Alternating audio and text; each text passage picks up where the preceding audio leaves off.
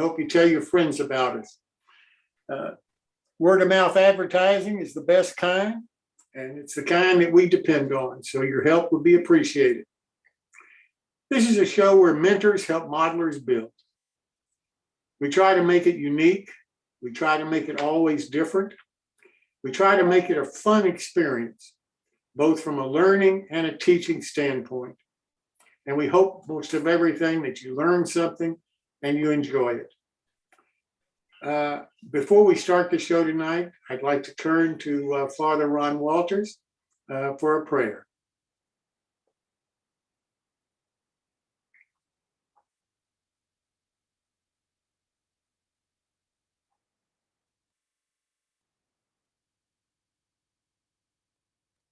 O God, as we express our creativity by creating in miniature the world around us, may we marvel at the beauty and genius which created the world and instilled in us a portion of your great knowledge and wisdom. Give success to the work of our hands, O God. Amen. Thank you, Father Ron. We appreciate you being here with us, both for the prayer that you guide us with, as well as the modeling that you share with us. We have a new show on Thursday evening, every 2 weeks at 7 p.m. Eastern. It's called Modeling Lifestyle.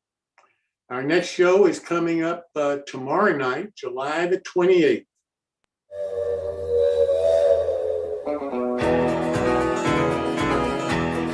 Join the Modeling Lifestyle at 7 p.m. Eastern Time on July 28th, where we will feature the modeling lifestyle of Cheryl Saucy, who makes amazing trees and scenery as well as photographing railroads. Join Cheryl and her friends as they discuss her amazing modeling lifestyle. Live stream video available on the New Tracks Modeling YouTube page. I love the sound of a whistle. We think that you'll really enjoy meeting Cheryl. She's a lovely lady, as well as an awfully talented and creative modeler. And when you see some of her work and the detail that she puts into some of her models, I think you're just going to be amazed. So it's at 7 o'clock tomorrow night. The only way that you can watch it is on our YouTube channel, New Tracks Modeling. We hope that you'll watch it there.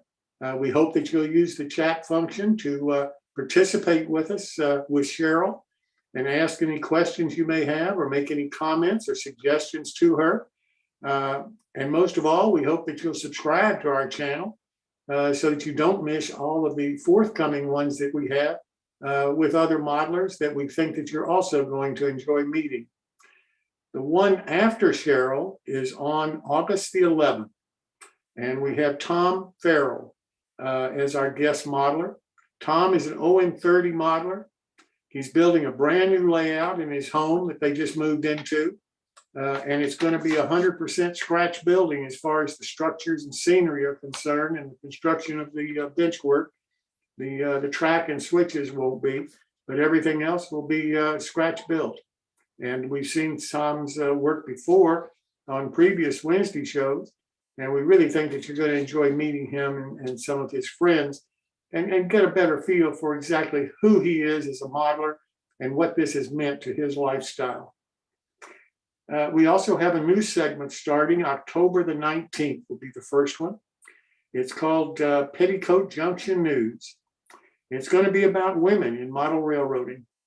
A lady by the name of Kristen Kermit, who she and her husband, David, own a 3D printing and design company. And Kristen is going to run that part of our shows for us. She's going to be talking to other ladies in model railroading about what they do, the hobby, for the hobby, and the kind of modeling that they participate in, and their views of model railroading and what they like about it, and possibly what can be made better for them.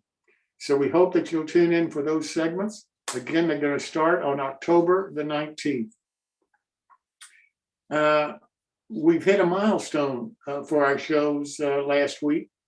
We got over 1,000 counts on YouTube as far as subscribers are concerned. Between that and tonight, we've gained another 300. So now we're at over 1,300 subscribers. And we hope if you're not a subscriber right now that you'll become one so that we can continue to increase the number of people who are watching the show live on YouTube or watching the video of the show later on. Being a subscriber gets you advance notice of the shows coming up. And if you'll subscribe to our website, newtracksmodeling.com, you'll also get an email that'll have all of the information about who is going to be on the forthcoming shows, as well as be able to see on our website what they're going to be talking about and more details about some of the individual segments, such as the build along segments that we have. So because we've hit that milestone and because we're doing some new and different things on the show, frankly, because the viewers have asked for them, we need help. We need help in producing the shows. Most importantly, right now, we need help on YouTube. We need people who understand YouTube and can help us navigate into the YouTube realm that frankly, I'm not familiar with at all. We'd like to build our subscription amount further than it is right now. We're pleased that we've reached the level that we have, which is something that a lot of shows have never been able to accomplish. And we're really happy about that. But we'd like to grow it, and we'd like to be able to offer it maybe in a different format, maybe in different ways, and maybe do some different things on YouTube. But we need people who understand YouTube that can help us. We're not asking for major commitments of time from you. Whatever you can give us will be appreciated. My email is jimkello@newtracksmodeling.com. newtracksmodeling.com. And if you'll send me an email, I'd love to hear from you and talk about what your interest might be. We have some build-alongs on our show. We have several tonight, and we have several coming up in the near future. All of our build-alongs are talked about on our website in great detail, including the amount of discount you get if you buy the item that's going to be built by a modeler on our shows. Some of the ones that we have coming up are with 25% discounts. And I think that's really excellent for a manufacturer to offer those, that kind of a discount on the products to anybody who wants to buy one and build it along with the modeler on our show. So in addition to the ones that we have coming up that you'll hear about shortly on tonight's show, we have Seaport Model Works, who's going to be starting one August the 17th for one of their waterline models of a 53-foot coastal steam passenger ferry. Great discount on it. It's an HO scale model. We have Apogee Locomotive Works, which has got a great discount on their kit, which is one of their locomotive kits. It's a box cab, a 28-ton box cab. It's the first locomotive that we've had on the show, and it's the first boat that we've done on the show. So I hope that you'll pay attention to both of those and be interested in participating.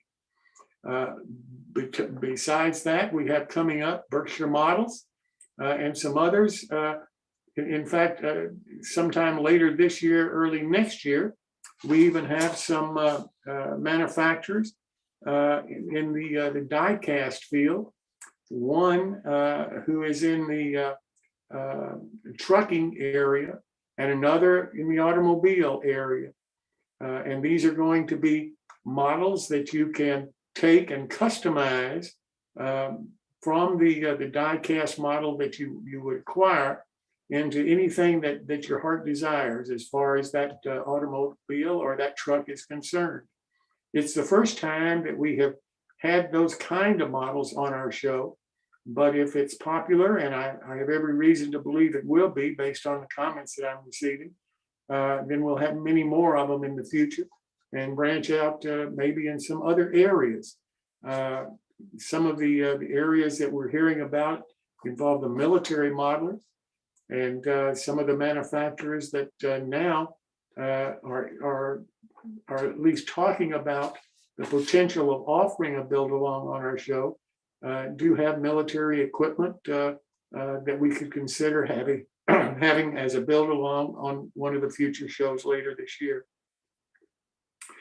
In addition to our build-alongs, we have what we call My Builds, which give modelers the opportunity to demonstrate what they're doing and to show the models that they're building. It's a major part of our shows. It's a major part of helping modelers improve their skills by showing them your skills and showing them how you do things and talking about them. So we're happy about the participation that we're getting in that area and look forward to many more of you participating in the future. We have a sponsor for this segment of our shows. It's Dan Darty and his wife Amy, who own Model Resource magazines and publications, LLC. And if we could run that video, please.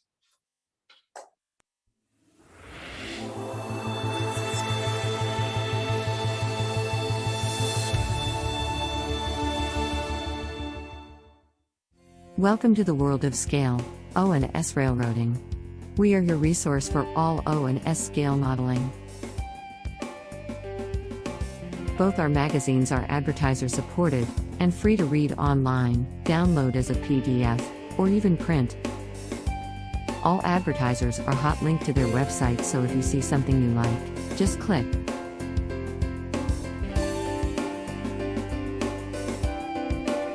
Please check out our websites for the current issues. All back issues available free for the O-Scale Resource and the S-Scale Resource magazines. And, if you are a manufacturer, distributor, or retail establishment, please contact us through our website for advertising opportunities. And the person who really runs this part of our shows for us is Chris Corse, who owns Conowingo Models. And I'll turn it over to Chris now for him to talk about the upcoming one on August the 17th. Chris?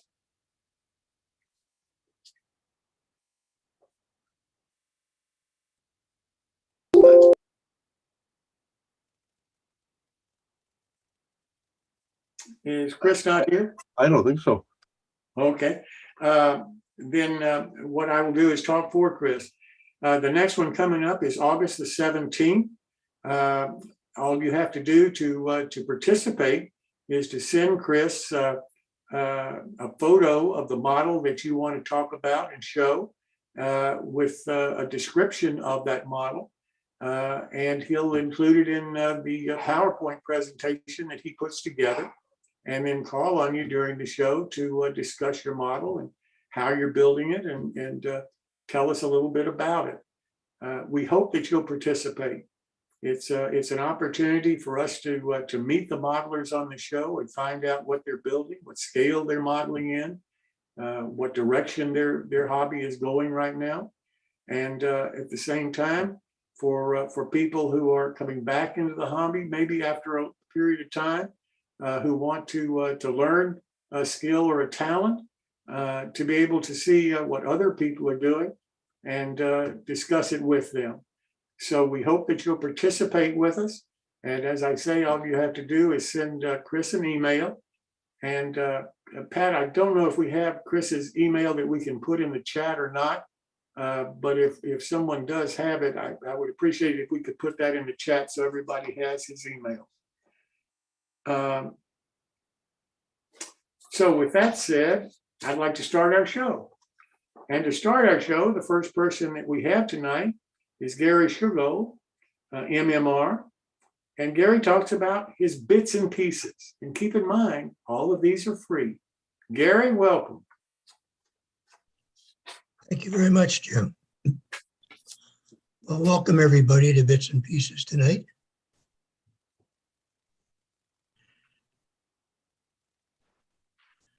And we're going to talk tonight about the different parts that we've retrieved from the computers that we've taken apart, or any electronic devices actually.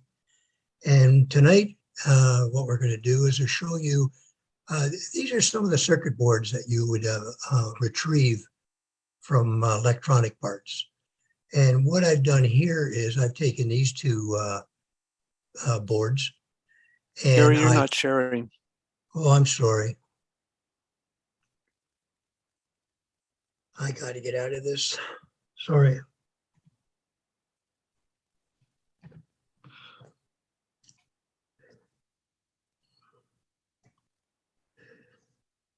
Oh, where are we? Sorry, guys. Just push your share screen. Yeah. There you go. Okay. Sorry about that. Bring up your stuff. We'll try this again. You get it. Yep, it'll come. Do slideshow. Yep, here we are. Okay. Beautiful. As I explained before, welcome to Bits and Pieces. These are the circuit boards that I retrieved out of one of the computers. And what I did with them was I took them and actually did this outside, and they were painted flat black. So once they were painted, you can see here, I've divided them into pieces. And these pieces were cut up to fit inside some of my industrial buildings. And when you can see here, I picked these two pieces and they are put inside the buildings. Now, if I have sort of a frosted glass on all my windows, but if this was clear, you could also see, but you can see the image. And the idea is we have a vacant building, and by putting these objects inside, it gives some life to the inside of the building. So here you can see the dark figures, which shows that there is actually something inside. Here again, another part of the building I had worked on, and inside you can see the images. And what we do is when you turn your lights on at night, we now have objects that you can see in the windows. And here again is a different building, and the lights are turned on in the building, and down below you can see the objects that were put inside. So you don't have to go to great detail. It's just to give some impression that there is actually something in these buildings. And that's Bits and Pieces for tonight, Jim. And the best part, Gary, it's free. Free. It's free. Thanks so much, Gary. You're welcome. All right, next we've got an announcement to make of an upcoming build along. And this is with Berkshire Models. Richard Rands owns the company, he and his wife Donna. And Martin Breckbill, MMR, is going to be the builder. Martin, welcome.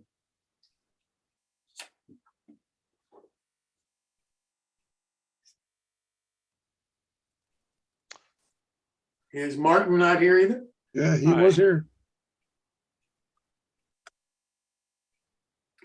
Well, let me go ahead and start this segment. We'll wait for Martin. His speaker's on and his video's on, but he's not there. Okay. As I say, the company is Berkshire Models. Richard Rands and his wife Donna own the company. And Richard couldn't be here tonight. And he sent me a statement to read about his company so that you'll all have an idea about who Berkshire Models is. And he's also sent some photos. So let me start by trying to read this statement for Richard. Berkshire Valley Models was originally founded by Frank Crutzit, some bad pronunciation, I'm sure, in 1989 in Adams, Massachusetts. Over the years, Frank, helped by his brother Henry, developed a line of O-scale structures, freight cars, and a large selection of model railroad detail parts. In 2013, Frank and Henry decided to retire and sold their company to Richard and his wife, Donna. They bought the company in 2017. I'm sorry, another company they bought in 2017 was the Advil Mountain Models line of HO building kits and O-scale wagons and horse kits. Their plan is to continue producing the lines and add new products on a regular basis. The line now includes an HO and O-scale structures, wagons, trucks, and detail parts. The parts and kits are made from white metal, laser cut wood, and urethane. Many of the detail parts don't require any assembly at all. They've made an extensive ON30 layout in their present home, and they always plan a trip to the National Narrow Gauge Convention every year. They consider that a must. They also try to annually make a trip to their favorite locations in Colorado, and they hope that you will enjoy their product line, purchase a lot of it, and give them ideas for anything that you may think that you'd like to see them add to their product line. And again, Richard and Donna are sorry that they couldn't be here tonight to kick off this build along session, the announcement of it with Martin Breckbill. Now, what Martin is going to be building is an ore car, an ON30, ON3, can be for either one of the scales, ore car. And he'll start building it at a later show in about a month, and go for there in 15-minute segments until the car is built. Martin, are you with us yet? No, I'm not here. Oh, okay. Well, Okay. it's good to see you, Martin. Yeah. I have handled the introduction for Mr. Rance, so Okay. I turn it over to you to talk about your build of the ore car. Okay. I've got a handful of slides plus two or so. All right. So let's see what I can do. And come on, there you go. Okay, so as you said, it's a 16-foot ON30 ON3 ore car, which is probably the smallest O-scale car I will ever build. This is a tiny little thing for me, but I'll put on my extra strong reading glasses so I can find the parts and we'll get it done. That's the car we're going to build right there.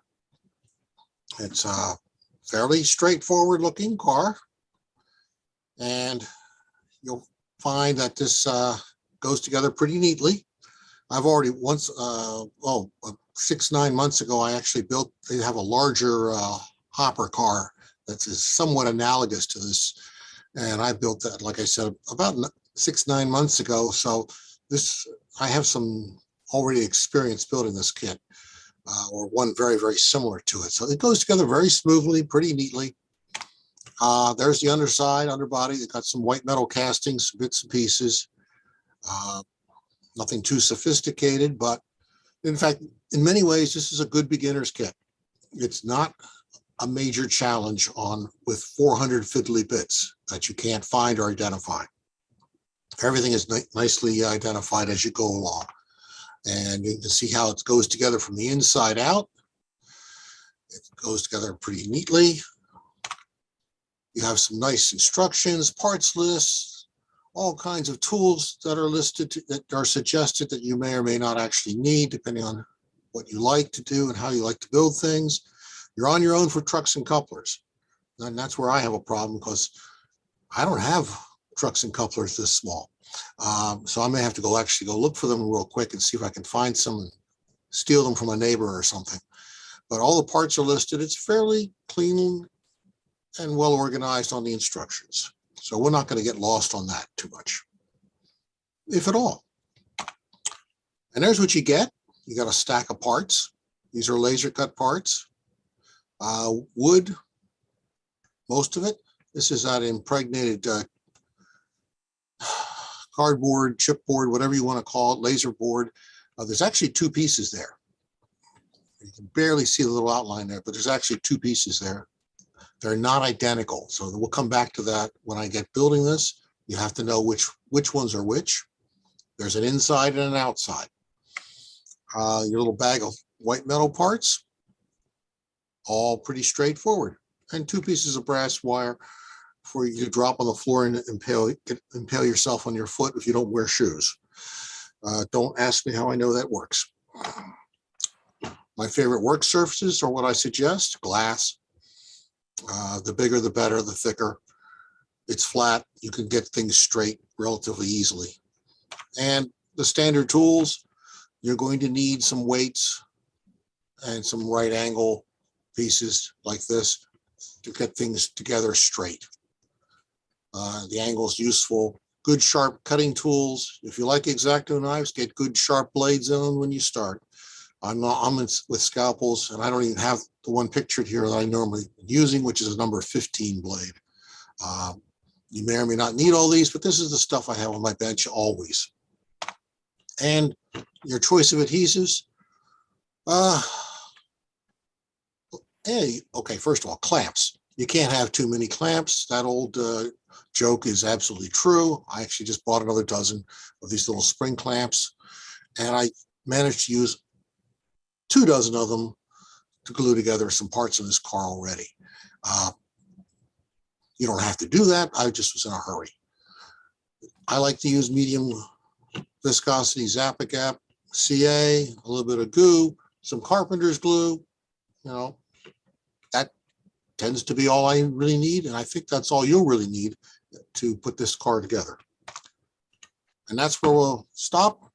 You can think about it, review the instructions, buy your kit, figure out what you've got in a box, spread it out, look at it, read the instructions 3 or 4 times, get really confused, then we can start building the kit later in August.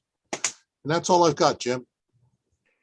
Well, and if you are interested in this kit, and I hope you are, Richard is offering a 25% discount on the price of this kit, which I think, Martin, you'll agree is a significant incentive to buy the kit, because a 25% discount for a manufacturer is not chicken feed, and particularly in this day and time, with the cost of everything going up, it seems to me that if you're interested in this kind of a kit, this is really something exceptional that Richard and his wife are offering here. Yep, that's a dandy price, and you're an ON3, ON30 modeler. This is a dandy little car to have. You'll probably want to get half a dozen of them out. Get your mining operation going. All right. Well, Martin, we'll look forward to it. Thank you so much. Well, next, I'd like to turn to Father Ron Walters. As I said, not only does he offer the evening prayer for us, but he's also an excellent modeler. Unfortunately, he's not able to be here this evening, but he has sent a video of the first part of his build along of the service station, the card model that Paul Egri designed, that you saw David Rarick start building his way last week. So this is how Father Ron builds that Hello same. from Rome. Yes, Rome.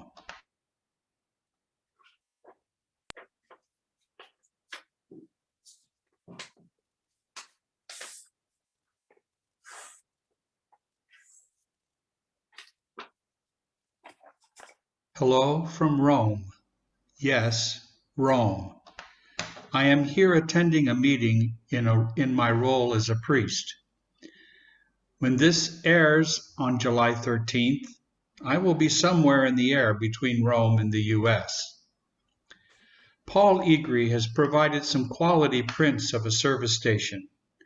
David Rarick will be showing how to build a beautiful card model that few will be able to tell was printed on your computer's printer. I will be doing something a little different. I will also be using cardstock, paper, and cardboard to build the same service station, but from scratch.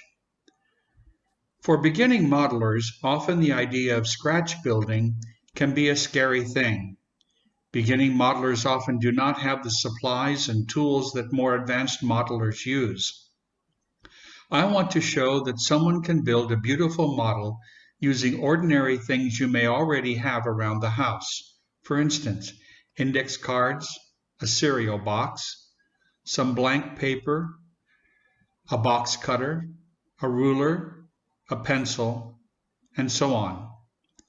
The build will require some planning and a little experimentation. You may also make some mistakes, but what you end up throwing away will probably not cost you very much, perhaps less than a penny.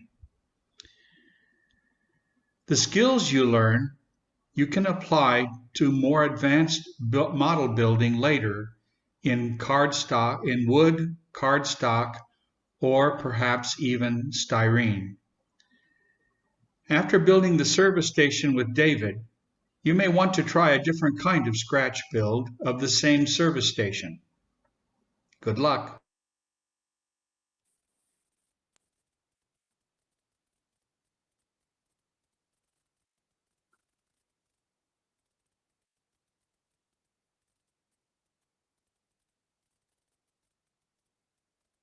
Is that the end of the video? Yeah, that's the only one I had. I'm sorry. Okay, that's all right. Okay, then coming up next time will be Father Ron again, and he'll continue his build along in 2 weeks. Next week. Excuse me, Jim, I do have a video of him doing the first part. Do you want that one? Yeah, that was the one I thought we were going to show. I'm sorry. Do you want me to play it? Yeah, please. Okay. Please. Done. This will be a scratch build out of paper, cardstock, and cardboard. The plans from Paul Egri will be the starting point, but I will not be using the actual printed material that Paul put together. Those pages are plans from which I have taken measurements to cut paper, cardstock, and cardboard to begin the build. This is a beginning list of what will be needed. You may need other things later on. Cutting and measuring tools, cardboard and index cards, a cutting mat, white all-purpose PVA glue, and 1/8 inch square basswood strips. You can get these at Michael's or Hobby Lobby. A word about PVA glue.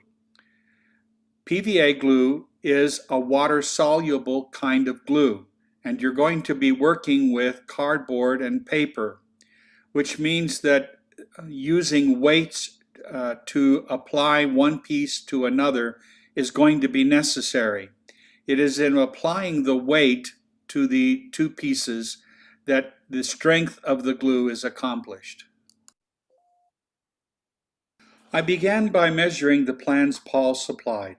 I wrote right on the printouts of the plans. I then used ordinary cereal box cardboard to cut out the base layer of each wall. You can see one wall cut from a cereal box under the ruler. I use a square to make sure that vertical and horizontal cuts are precise. At 71, my eyes are not what they used to be, so I find eyeballing cuts is not good for me. I like the metal thin square for this, but I also use other kinds of squares, such as clear plastic ones. I use millimeters to get accurate measurements. I find trying to see the scale rule markings in HO scale too difficult. I can see the millimeter markings much better. I round up some measurements that seem to fall between millimeter markings. The difference will be negligible and can be adjusted with sanding or minor cuts later when you fit the walls together. I will brace the walls with 1/8 inch square basswood to strengthen them later on. I find it a lot easier to work on the walls while they are flat, so gluing the walls together comes much later in the build process. Bracing the walls is especially necessary because I plan to use acrylic craft paints later on to color the walls. After cutting out all the cardboard sub-walls, it is time to decide what kind of siding to put on the walls. Paul's drawings show what appears to be either clapboard siding or grooved siding. I used index cards for the siding. If you decide to use clapboard siding, tape a 6-inch ruler to your cutting mat so that one edge of the ruler is not covered by masking tape. You can mark on either end of the masking tape 2 millimeters from the edge of the ruler. Line up a second 6-inch ruler along those 2 marks and slide your index card under it. Using a new edge to your cutting tool, begin cutting clapboard, which you can glue one at a time to the base cardboard walls. Glue each cardboard so that it overlaps the clapboard beneath it by a little bit. You don't have to be exact here, but it helps to be consistent with the overlap. Start at the bottom of the wall and glue up toward the top. It will take a lot of clapboards to put the siding on the walls, so cut a lot of index cards into clapboards. A lot. Cut more than you think you will need. Keep the rest in a Ziploc type plastic bag for a later build. Begin by using a full clapboard at the bottom of the wall. If it extends beyond the edge of the wall, that's okay. Cut off the extra and use it to begin the next clapboard layer. It probably won't cover the entire lower layer of clapboard, but begin the next clapboard right next to the short length of that clapboard. The vertical seam here adds character to the build. The other option for the siding is grooved siding. There are 2 ways that you can create the grooved siding. One is to lay out 2 millimeter marks down each side of an index card. Make sure that you orient the index card correctly so that the 2 sets of markings line up. What that usually means is that you will have to rotate the index card 180 degrees and start from the same long side in your measurements. Then using a dry ballpoint pen, one that doesn't have ink in it anymore, draw an indentation between the 2 marks. I find this a bit tedious, perhaps even more tedious than cutting many clapboards from index cards. You will need several of these embossed index cards to put groove siding material on the cardboard subbase. If you are fortunate to have grooved siding in your scrap box, a second way to create groove siding in an index card is to use it as a template under your index card. I found a piece of wood floorboard in my scrap box which happened to be longer than an index card. It had grooves about 2 millimeters wide, so I used it underneath the index card along with a dry ballpoint pen to emboss the index card with grooves. After embossing the first index card and looking at it, I decided that I like this type of siding better than clapboard siding for my build. Looking at Paul's plans, it is obvious that the walls get siding only in certain places. I used about 4 index cards suitably embossed with groove siding to cover the cardboard sub-walls. I used white PVA glue to attach the siding to the cardboard. I placed weights on top of the laminated sides to keep them flat while the glue dried. I like to use the stickier kind of PVA glue rather than the milky kind because it dries quicker. If all you have is a milkier kind of PVA glue, keep in mind that it has more water in it and therefore it will take longer to dry and your walls may be more subject to warpage. So I would recommend that if you don't have a stickier kind of PVA glue, you may want to purchase some for future builds.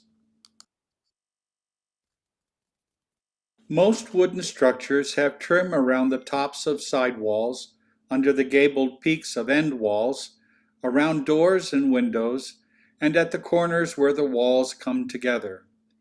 In addition, Paul's drawing shows trim in other places.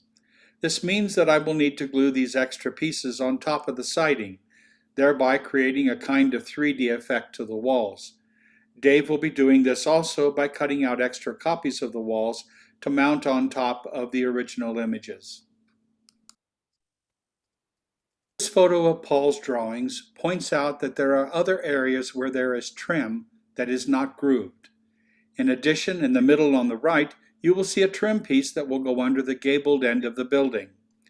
Note also that there are trim pieces on the left and right of the long walls where they will be glued to the gabled ends. I cut some 2mm clapboard to use as trim on the model and glued them to the walls in the appropriate places. Now come the front and side walls. Layering cardstock is how I accomplished the front entrance and the areas of the side walls above the fueling area. Make several attempts. You will make mistakes. It took me 4 tries to get the base layer of the front wall right, and at least 2 tries to get the side wall base layer correct. Remember, the side walls are mirrored. Practice on a bad copy so that you know what you want to do and what sequence to add each piece. I used 2mm strips of index card, 1mm and 4mm strips of thicker card. I cut 2 strips of 2mm cereal box for the top trim on the side walls. At the top of the entry on the front wall, I put together 2 layers of cardstock, a 1mm strip on top of a 2mm strip to create the top trim. How far the trim sticks out from the sides of the wall is up to you. As the slide shows, I used thicker card and cereal box cardboard to get what I thought looked right. It is difficult to see in this photo the 3D effect that layering can give you. The front 2 pieces at the top were failures. The good one next to the front wall at the bottom was the 4th try. The 4 frames in the upper left-hand corner were what I glued under the window openings. The straight strips that are what I glued together to create trim at the sides and between the windows and doors on the front of the gabled end. You can't see the groove siding very well in this photo, but here are the 4 walls of the service station ready for bracing and painting. My plan is to use a black enamel rattle can primer on the inside of the building because I will not be detailing the inside of this model. I will use a gray enamel primer on the outside before I begin coloring the sides. The ceiling of the fueling area is not in the photo, but it is finished also. This concludes the first part of this build-along. In the next part, I will show the bracing and the primer coating of the walls.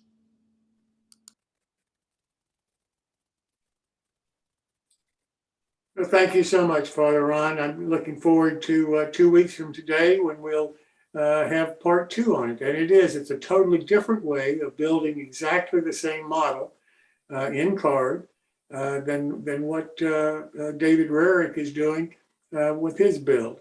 So next week, David will be back continuing his build for this model. Well, now I'd like to turn to Earl Hackett for Earl's continuation of the CAD build along, where you're learning how to use a CAD program for free. As Earl says, you can't get much cheaper than that. So Earl, welcome. Okay, this is the 3rd installation, the 2nd lesson. And I'm going to share screen here. And we're going to bring up the, there we go. In this episode, we're going to finish the outside girder detail. We'll mirror the required components to the interior of the girder, and we're going to add the cover plates. Cover plates are on the top and bottom of the screen. This is my slide for, if you have trouble, you can email me at this address here, and just save your work under a unique name so I can find it, and I'll try to help you out with it. We're not seeing anything, Earl, we're seeing you. Oh, I thought I shared screen. Wait a minute.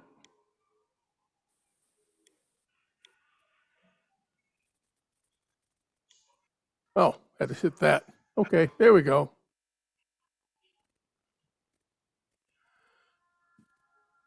Okay, there we are. Now, you see that? I see that.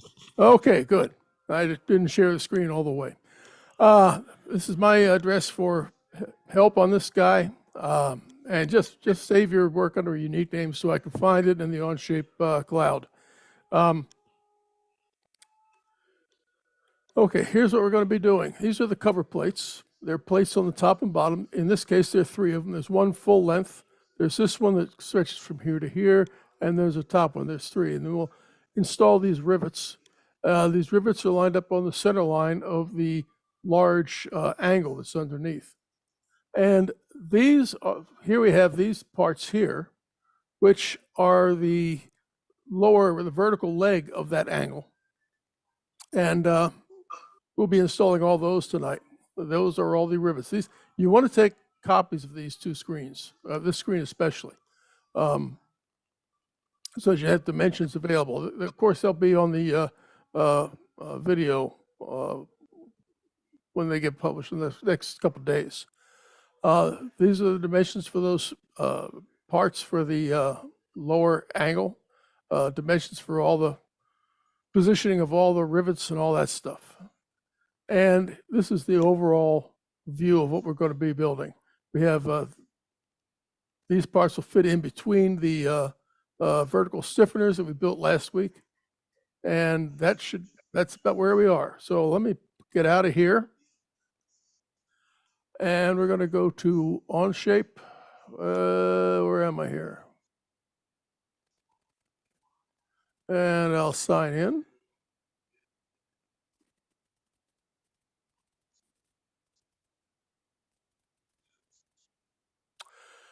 And this is the one this is the copy of it. I was practicing on this one earlier today. It gets a little complicated and I screwed up a couple times. Hopefully we'll get it completely right this time.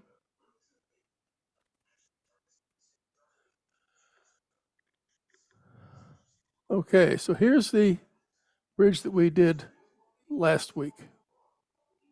Let's get squared up here. I think the first thing I'll do is put in these plates that go in underneath these lines in between for the large angle. So let's start with sketch. And we're going to select the plane. It's going to be here. And we're going to get a small rectangle. And I'm going to go back to, there we are. It's a 2 by 1.55. Okay, so we're going to dimension this guy. 2. I got to turn on the light so I can see what I'm doing. Yeah, that wasn't right. 2 and 1.55. Okay, we're just going to fix it where it is, so we don't have to worry about all these little point positions. Now we'll do a extrude the surface, 0.25.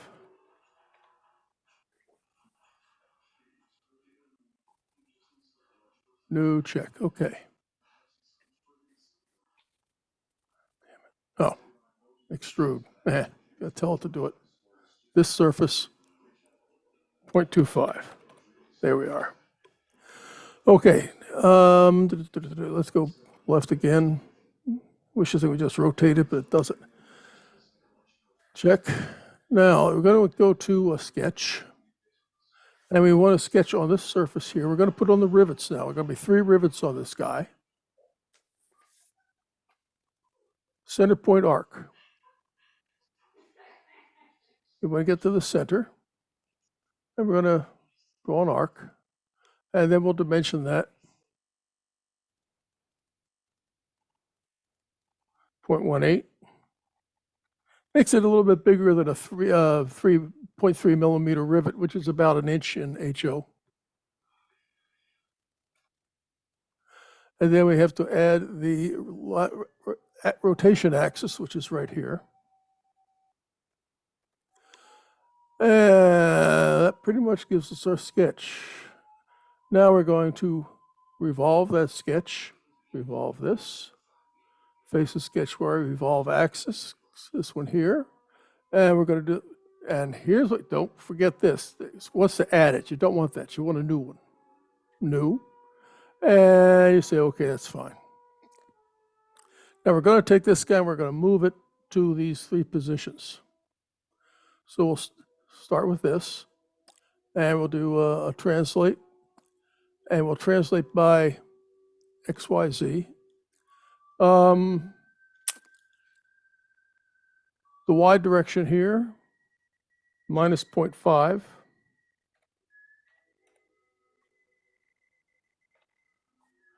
And we're going to copy this part. And this part down here is going to drop 0.38.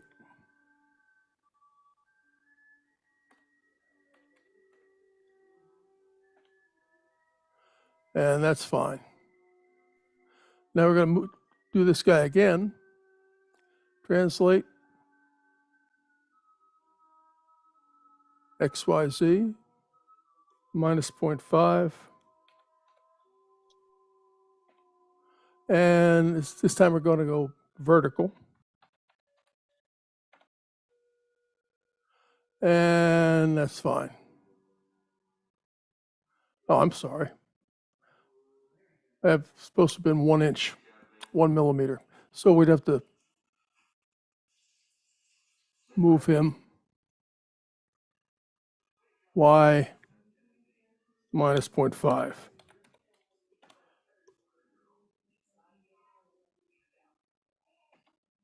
Oh, come on. You.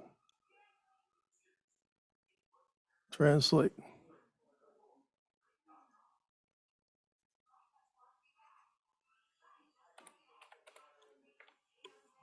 Oh. Check. Okay. And we're going to take this guy, we're going to move him over. Translate. This one we're going to copy. And this time we're going to move him 1.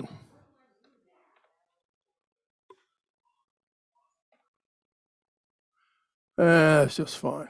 We have copied, yes, okay. Now we have this plate set up to go, but to make it simpler for the next one, I have another plate that has to be, we're going to have got to do a sketch. And we're going to select the XY axis again, the right, we're on the right plane. Another rectangle. And this one is a, let's see, I'm going to dimension this one. This is 1.55, just like the other. And this is 13. Now, we're going to fix that where it is. And we're going to check. And we will take this and we will extrude it. 0.25.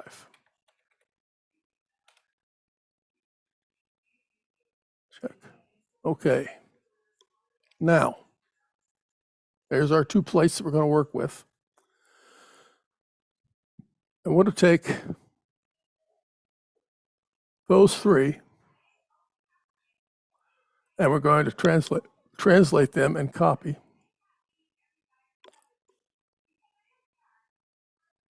Liner points from this corner here.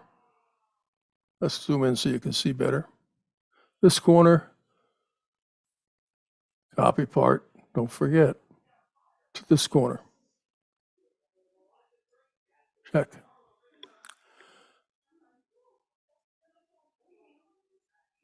Now, to fill this one up with rivets,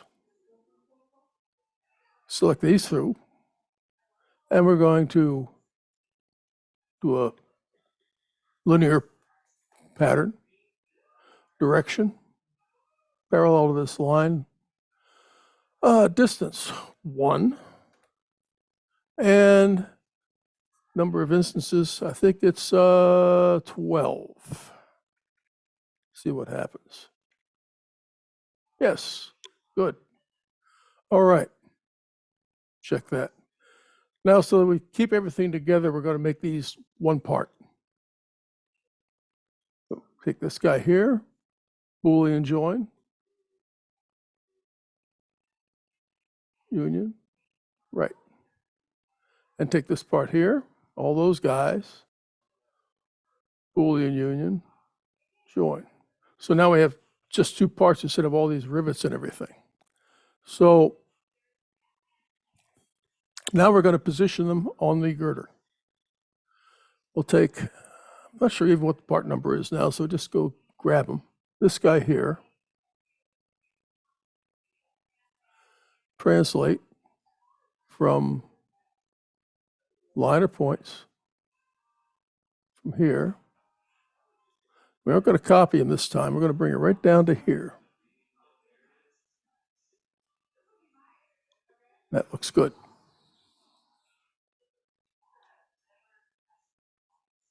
Whoops.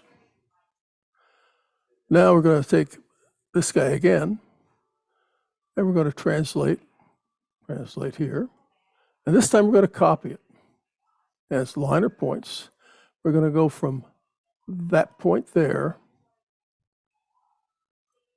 Come on, get up there. To this point here. Check. Now we'll take this and this. And again, we'll translate. And we're going to copy it. Liner points. And I'll use this one down here for our target from that point. Oops. Come on, get over there. You stinker.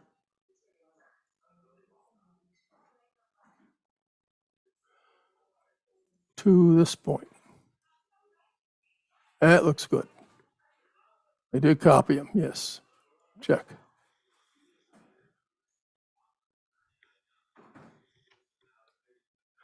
I've been doing a lot of work with Rhino, and I'm having, they're very different programs. I have a little bit of trouble keeping track of what I'm doing here. Okay, so now we're going to take this guy here. We're going to do the same thing as we did with those two. Get things in position here so I can see what I'm doing. That's what I want. Okay. Translate. Here he is. Translate. Liner points. From that corner there to this corner here. Check. This guy. Translate. Copy. Liner points. From this point here. Oh, there we go. Wrong key. To that point there. And I like that. Okay. Now, let's get this guy up here. See it. Stop showing me that. So now we're going to take both of these guys. Come on, select it. Oh, come on. Don't give me that. No. Okay. Let's go down here. We're going to find them this way. This one and That one. Yes, select them that way. We're going to do a linear pattern. We'll take the direction, which is there. And the distance is 14.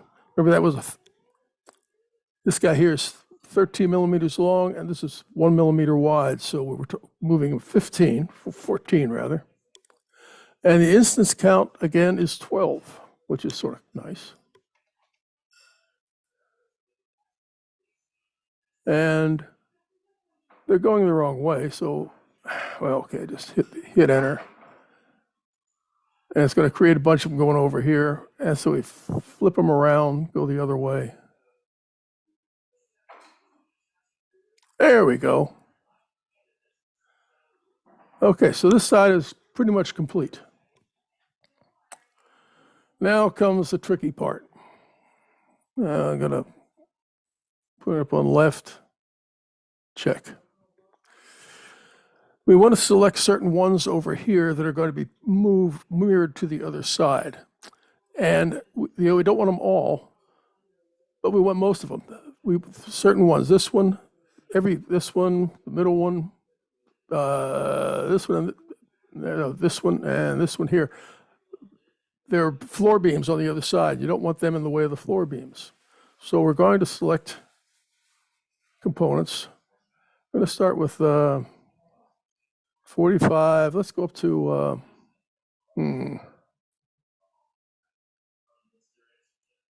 select all of those.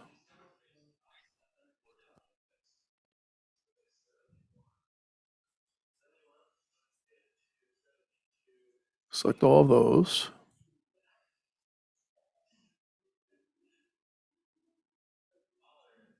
Select those. Now, what's 22? Okay, we want that.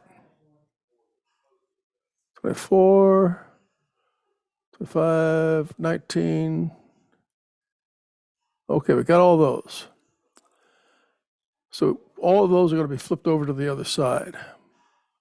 Now we got to select the vertical pieces that we want.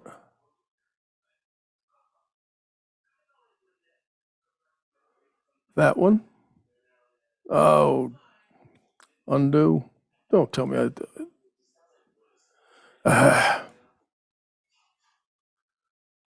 Redo. Come on, bring it back, will you? There we go. Okay, we're going to start over again. I was holding down the shift button.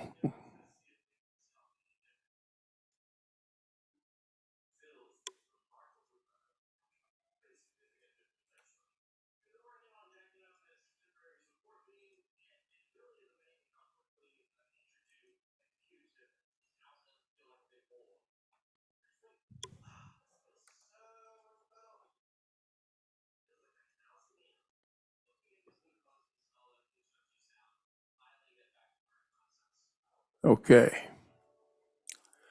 Let's see if I can get this right.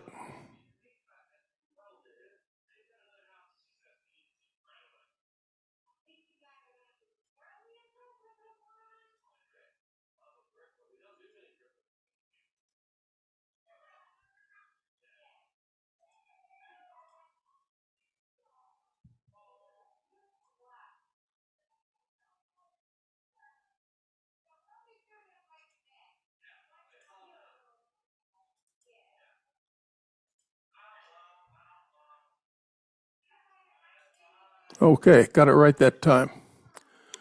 We're going to mirror these guys. Where is the mirror? Here's mirror. I mirror all of them. And remember, we made this central beam symmetrical about the center point. So all I have to do is select the mirror plane, which is this one. Pat, could you figure out who's got their radio on and maybe mute them? I think it's coming from Earl's. I don't have any noise here in the background. I can't figure out who it is. Why don't we just mute it Why don't we just mute everybody then? I would mute Earl if I did that.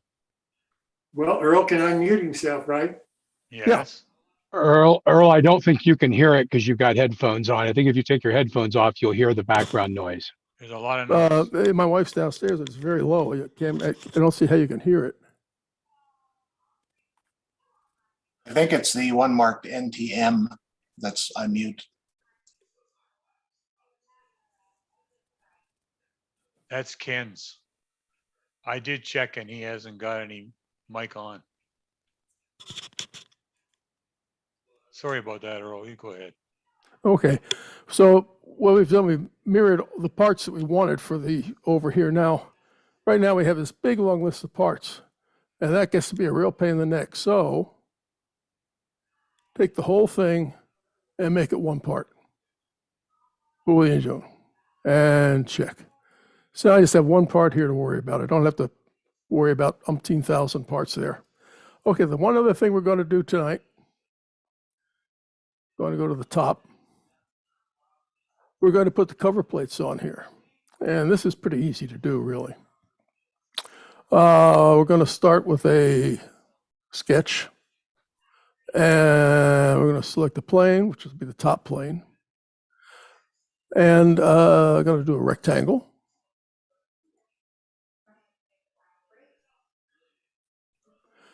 And we'll dimension this rectangle out.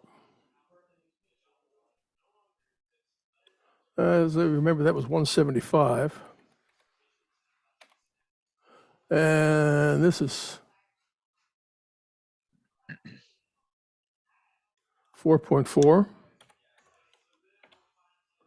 And we'll just make it where it is. Fix. Gosh, I'm doing pretty good tonight. I didn't screw up. Okay. Let's see. We're going to take, we're going to check that. And we're going to take this and we're going to extrude it. 0.25. And we're going to check that. Okay. Go back to the top again. There we go. Now we're going to do these are the cover plates. They're going to be attached to the top and bottom of this thing with all the rivets. Let's see. The rectangle sketch on the top plane. Now you could sketch on this surface here, but I don't know. I'd like to just sketch over here and move it. Another rectangle. And we're going to dimension it. 4.4. And the other dimension is, I can bring it up here on my screen so I can see what I'm doing. 109.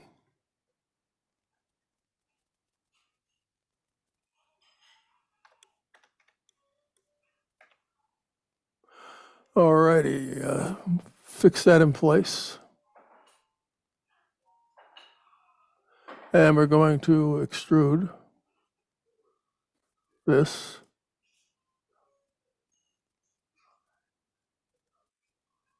And the distance is 0.25.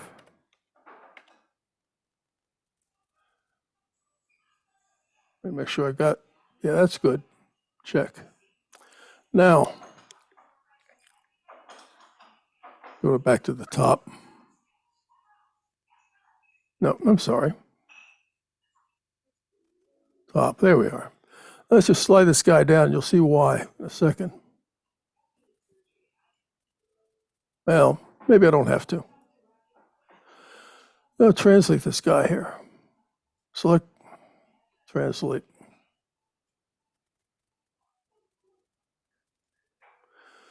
That's going to be, let's see. Zoom in so I get the right point. From that midpoint,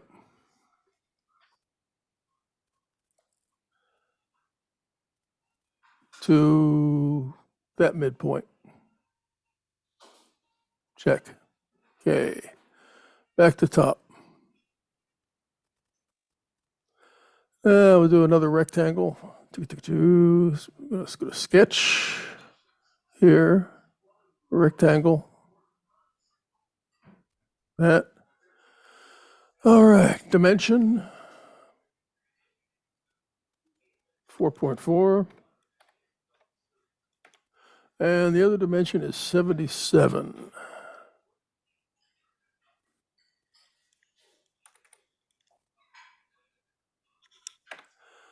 Okay, and again, we're going to say, no, we're going to have to fix it so we don't have to make it happy. Check. And we're going to extrude this.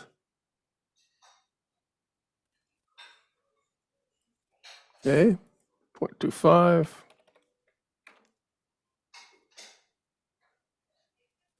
Assume we got it. Yeah, got it right. Okay, and again, translate this liner points there to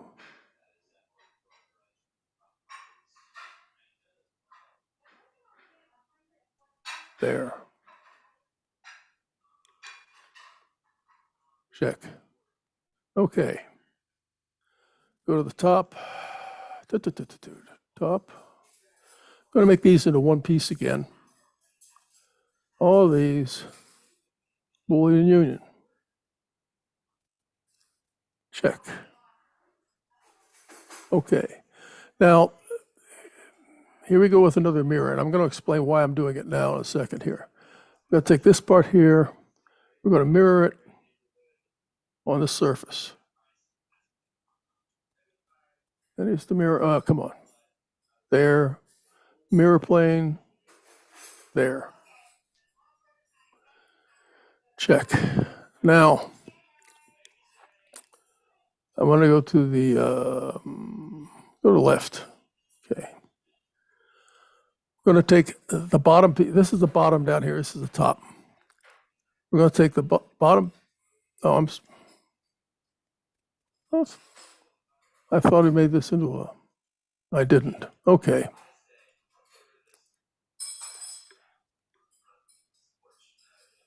What have I got here? Part 2.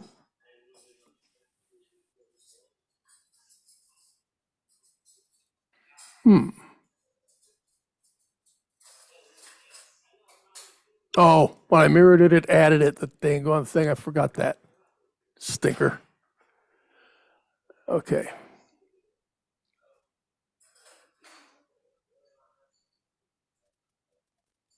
Okay. I hate it when it tries to be smarter than me. New, part 2. Mirror plane. The surface here. That's what it did. I didn't catch that. I want a new part. Check. Now, I can take part 3, and we're going to move it from, going to translate it, transform the liner points from there to there. Check. Okay. The reason I did this now, I don't want rivets on this surface. When we go to print this thing, if there were rivets on this surface, every rivet would have a suspension, would have a support. And you would have supports all over it. It would be a nightmare trying to peel them all off. So we put this down here with no rivets. You can't see it. It's on the bottom. Don't worry about it. So now we're going to put rivets on this one. So we're going to go to the top. And I'll start at this end here.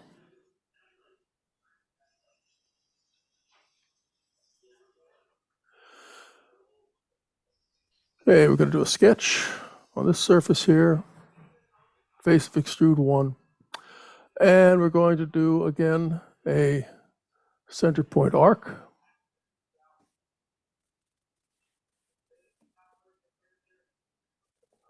And we dimension it. And this goes very quickly once you get going here. 0.18. Okay, we need a line.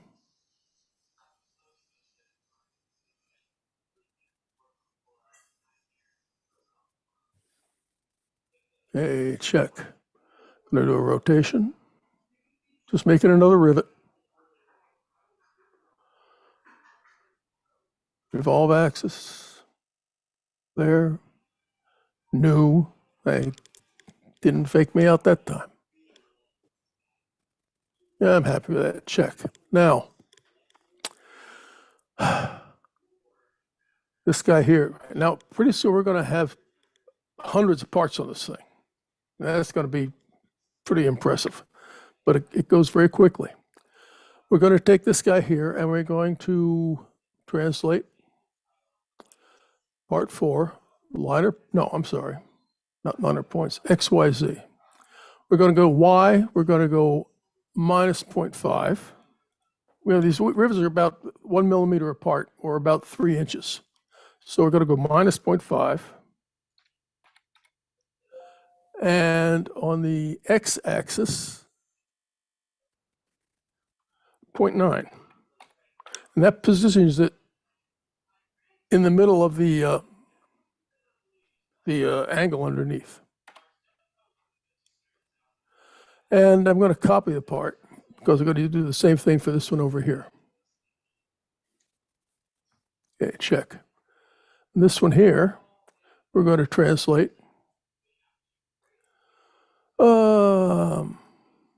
XYZ.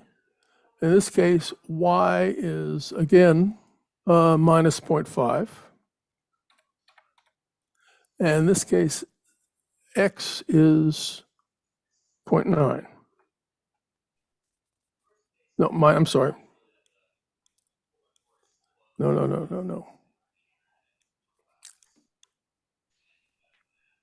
Minus 0.9. And we're not going to bother copying this one. And that looks good. Okay, we're going to take these guys here, and we're going to do a linear array. Now,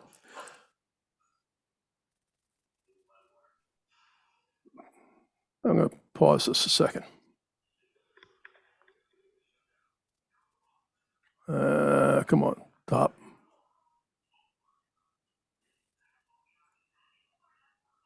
Down in this corner, you have a little thing. It's a tape measure, little tape measure icon.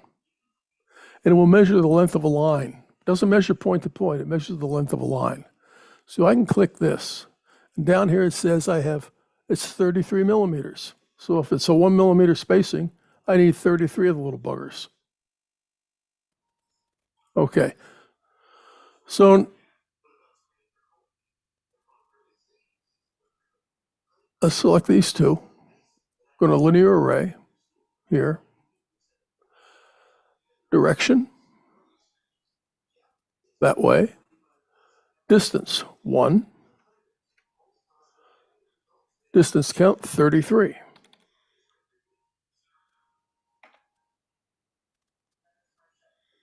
Yeah, and I like that. Now we're going to go show you how we simplify things here. We're going to go to the left side. And I'm going to take this. I'm going to have to translate it so I don't have it in the way if something else is in the way. Let's take. Boy,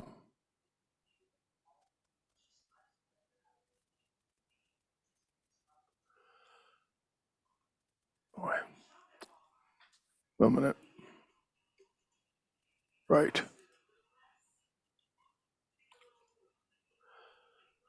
Take this. Translate. I just want to get it out so I'm not looking at it in the.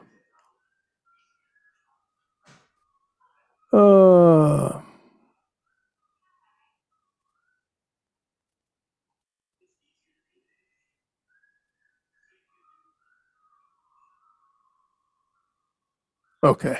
It's just a quick way of moving it, just to get it moved. So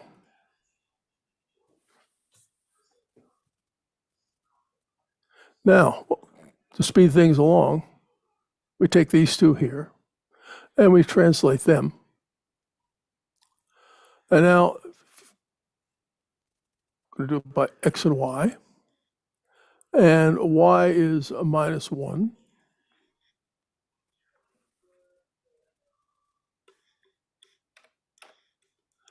And Z is 0.25.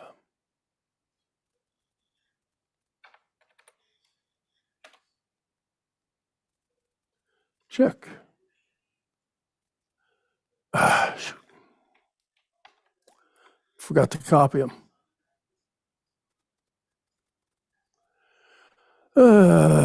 Translate.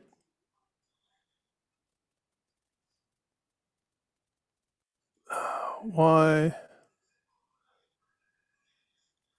is -1.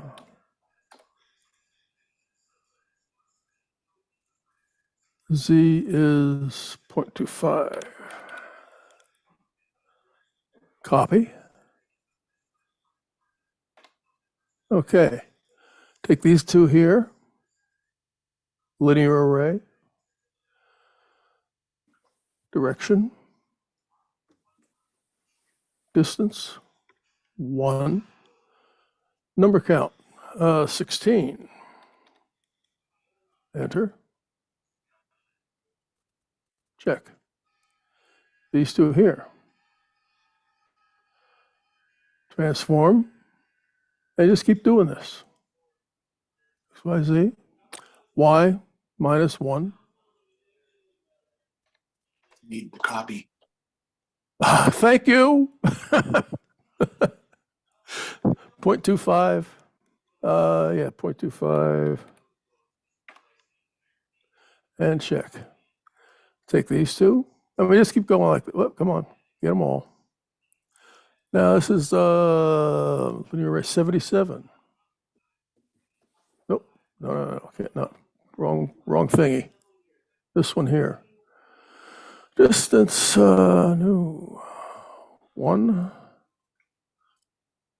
Distance count.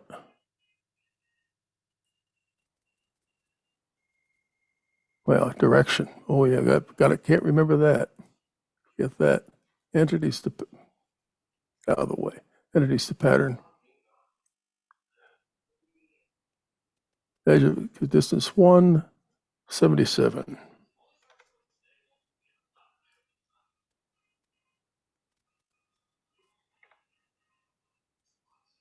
Boom, there they are. Good. And left. Now this gets a little interesting here because get in here. We're going to do this again, and we're going to transform. Translate by line X, Y, Z. Out of the way here. Y -1.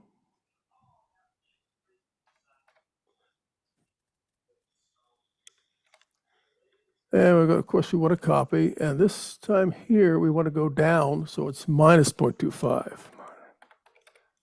Enter. And we're happy with that. Take these two. Linear array. Direction. There. Distance. 1. Number. How many do I need for this? This was, I think it's 16. And that's good. Now, one of the interesting things is if they went the wrong way, in other words, if that array was went in that direction, you wouldn't see them. They would be inside this body, so you wouldn't see them. So you just flip that arrow around and they'll pop right out for you. So here we go with this one. Translate. Ah, my goodness. X, Y, Z. Okay. Copy part. Y -1.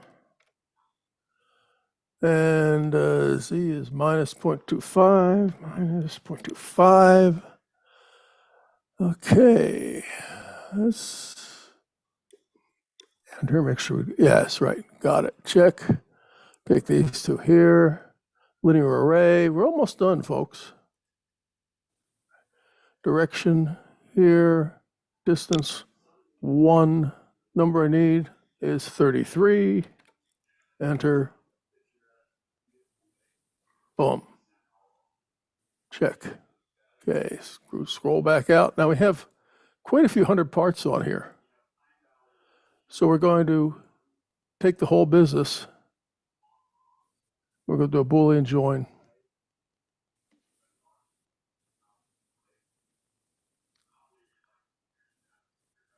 Okay. Now we could take this, get the right side up here. Yeah, there we go. Take part 3. And we're going to translate minor points from here to here.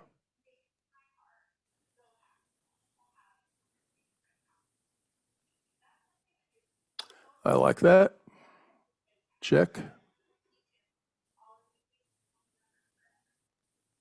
And a Boolean join. And we're done. Where's the Boolean join? Where'd it go? Where'd it go? There he is.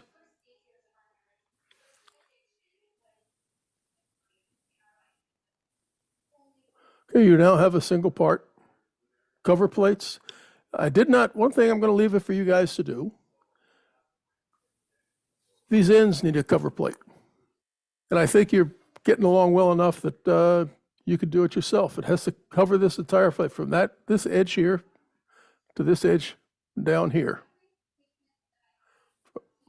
From there to here and out to the ends with the rivets. And I'll let you guys do that yourselves. I think you've come along far enough that you're capable of that. So with that, we're done for the night. Next time it'll be the floor beams, which are the things that go across, and the stringers that run the length of the bridge. Okay.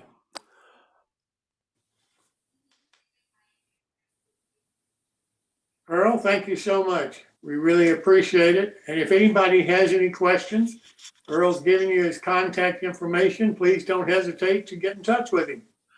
Well, I was very pleased with myself tonight. I didn't make too many mistakes. Well, one thing that I'm learning from this, while it's a great tool, it's like any tool. It takes a lot of practice to be able to use it. And the more you use it, the better you become with it. Yep, that's true. Absolutely correct. Thanks so much, Earl.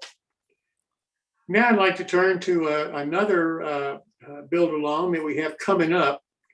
And this is an announcement of one for Apogee Locomotive Works. This is the company owned by Aaron Poteski, and he's going to have a build along of one of his box cabs. Aaron, welcome. Hello, thanks for having me here. So yes, the build along will be one of the ALW 28-ton box cabs. I was going to have this camera connected with Zoom, but my adapter didn't come today, so I was really relying on that to come. But anyway, so here they are. They're a simple little box cab that fits on a Northwest Shortline Stanton drive with a 6-foot 6-inch wheelbase and 33-inch drivers. They're, an inexpensive, simple little kit, but the whole concept of them is to be an open canvas kit, essentially meaning that you can take this little box cab, you can turn it into a electric interurban switcher, a little gas mechanical critter. You could do anything with it once you have it assembled, which is kind of where I think I want to take the build along, just a quick construction of it, and then kind of discussing the various detailing options you can do with it. I have a link to my website, which I'll put in the chat. It's apogeelocoworks.com.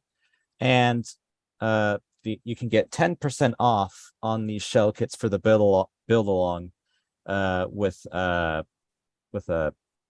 discount code new tracks ALW 28, and that is in all capitals. So I'll also put that in the chat. When is that discount good for, Aaron? It is good from today until the day of the new build, August 24th.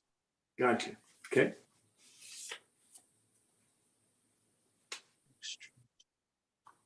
Aaron, do you sell the drives too, or where do they get those?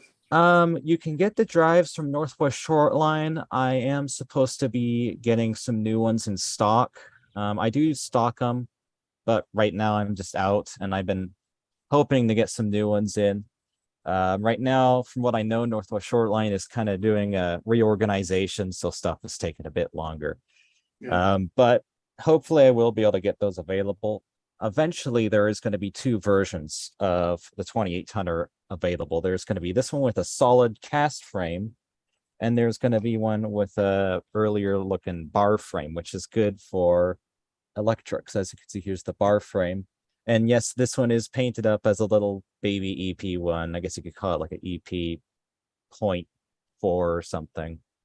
Not quite half, but close. So yeah, I want to mainly just go over the shell itself. There's a lot of other options with it, but it'll take phosphor bronze wire for the grab irons. It'll take Katie couplers. So here's one in a coupler box, and that just slides in, and there's a little pin under there that connects it. So you'll need the Katie coupler boxes, phosphor bronze wire. I recommend a little pen vise, like these. These are handy. Of course, maybe sandpaper. Pliers, maybe just all the basic toolkit, and yeah. So it's really the detailing that's going to set this apart, isn't it? Yeah, that's one of the cool things about the 2800s is that, like I said, they're designed as an open canvas kit, and there's so many different directions you can go with them, including these little kind of end units that I'm working on. They're not released yet, but the whole concept of these is that you can get two of these, put them together, and kind of make it like a little small version of a EP2, like the Milwaukee had. And of course, you can MU them together and do all kinds of stuff with them. The sky's the limit, really. So, Anybody have any questions for Aaron? You do it in O scale, Aaron? I have one I'm working on in O scale, and I do have an O and 30 version as well, and an HO and 30. Thank you very much, Aaron. Mm-hmm. Well, Aaron, I'm really looking forward to this, particularly the detailing part and seeing what this can really be turned into, because having the blank canvas really does give, particularly the people in O and 30, it really gives them so many different options. Yeah. Mm-hmm. Yeah. In the HO scale versions and the O and 30 versions, the cab detail, there is interior cab detail. Yeah. Yeah. Well, thank you so very much for being here this evening. We really appreciate it and look forward to the start of the build. Yeah. Thanks. Thank you so much. Have a good day. And now I want to turn to another build along that we're having tonight. This is with Daryl Jacobs with Interaction Hobbies, building one of his garage kits. So Daryl, welcome.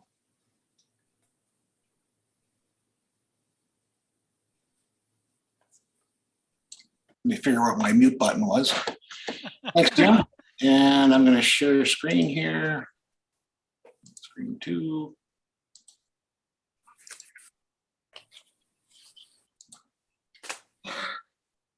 Okay, so I apologize for not being there last week, but we'll continue on and go to their second chapter here.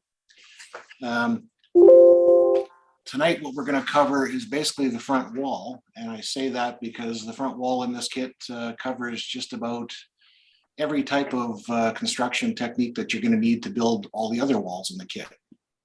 From parts cleanup to dealing with corner trim, window and door assemblies, assembling the wall, and corbels and frieze, signage, and then dealing with light leaks, because this kit is going to be lit from the inside. So the frieze, or I think that's what it's called, I call it the decorative thingy on the top of the building. It's actually made out of a couple layers of wood and polyback. The trick here when you come to this part is to make sure you keep your alignment of these various layers pretty square. I recommend picking all the parts out, using the part sheet, lay it all out so you know which order the pieces go in, to make sure you get the correct layered effect when you're done. And then you just go along and sandwich layer and glue the layers together. Good time to talk a little bit about glue squeeze out. So as you're putting these parts together and compressing them, you're going to get glue, a little bit of squeeze out of glue. I'm really annoyed when I see models that people don't take the time to clean up all that glue mess along the way, because it really does detract from the model. So the tip here is I let the glue skin over slightly, the PVA glue, and then remove the beads of glue with an X-Acto blade or scraper, and kind of just clean up that surface. And then the other thing I do is once the glue is dried, I work it loose. Any of the glue spots or things that are left, I use a stiff dry brush to work that residue loose from the paint surface. So installing the corner trim, typically in some of our kits, I recommend putting the corner trim in after you assemble the kit. That's your choice. I find it covers a lot more errors if you put the corner trim in afterwards. You need to be a lot more accurate putting it in ahead of time. In this particular storefront, I put it together as I'm putting the wall together, mainly because that top bar that goes across the top affects the corner trim.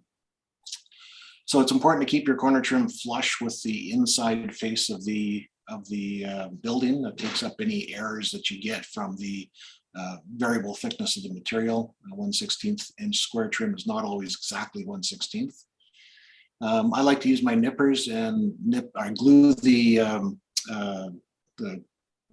trim to the sides, and then I use my nippers after the glue's dried and nip them off a little bit long, and then sand them flush and sand them square, so you can assemble those top friezes on the building.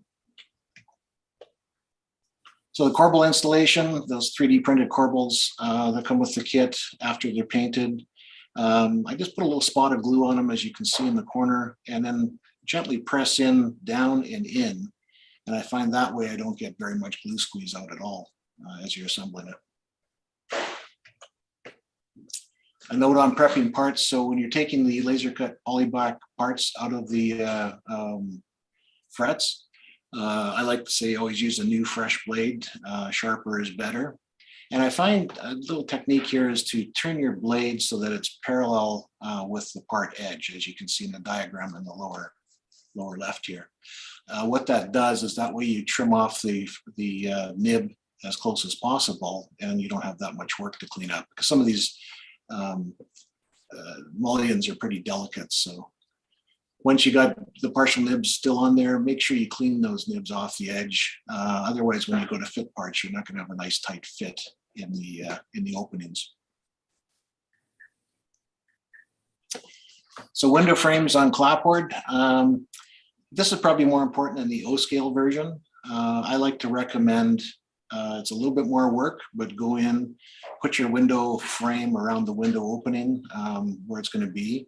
I've even used tack adhesive to do that, and then scribe it with an X-Acto blade, and then come back and clean up the leftover clapboard, as you can see in the middle lower diagram, just so your window frames sit in flush against the edge. And you'll see this a little later on why that can be important. Now it's not necessary in the HO scale one. You can definitely cover it up with a lot of paint or filler. But as the kits get bigger, those clapboards and things, as you can see in the top, start showing up the error quite a bit in here. So you work your way around the building on that, on all the trims. And like I say, it's your choice to rather keep it flush or inset it.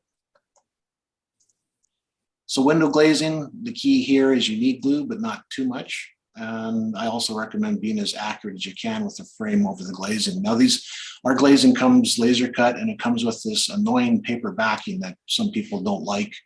What that actually paper backing does is actually protects at least one side of the glazing from your fingerprints. So I find it's very important. I leave that paper on until I'm just about ready to install. And then I make sure I don't touch it again with my greasy fingers.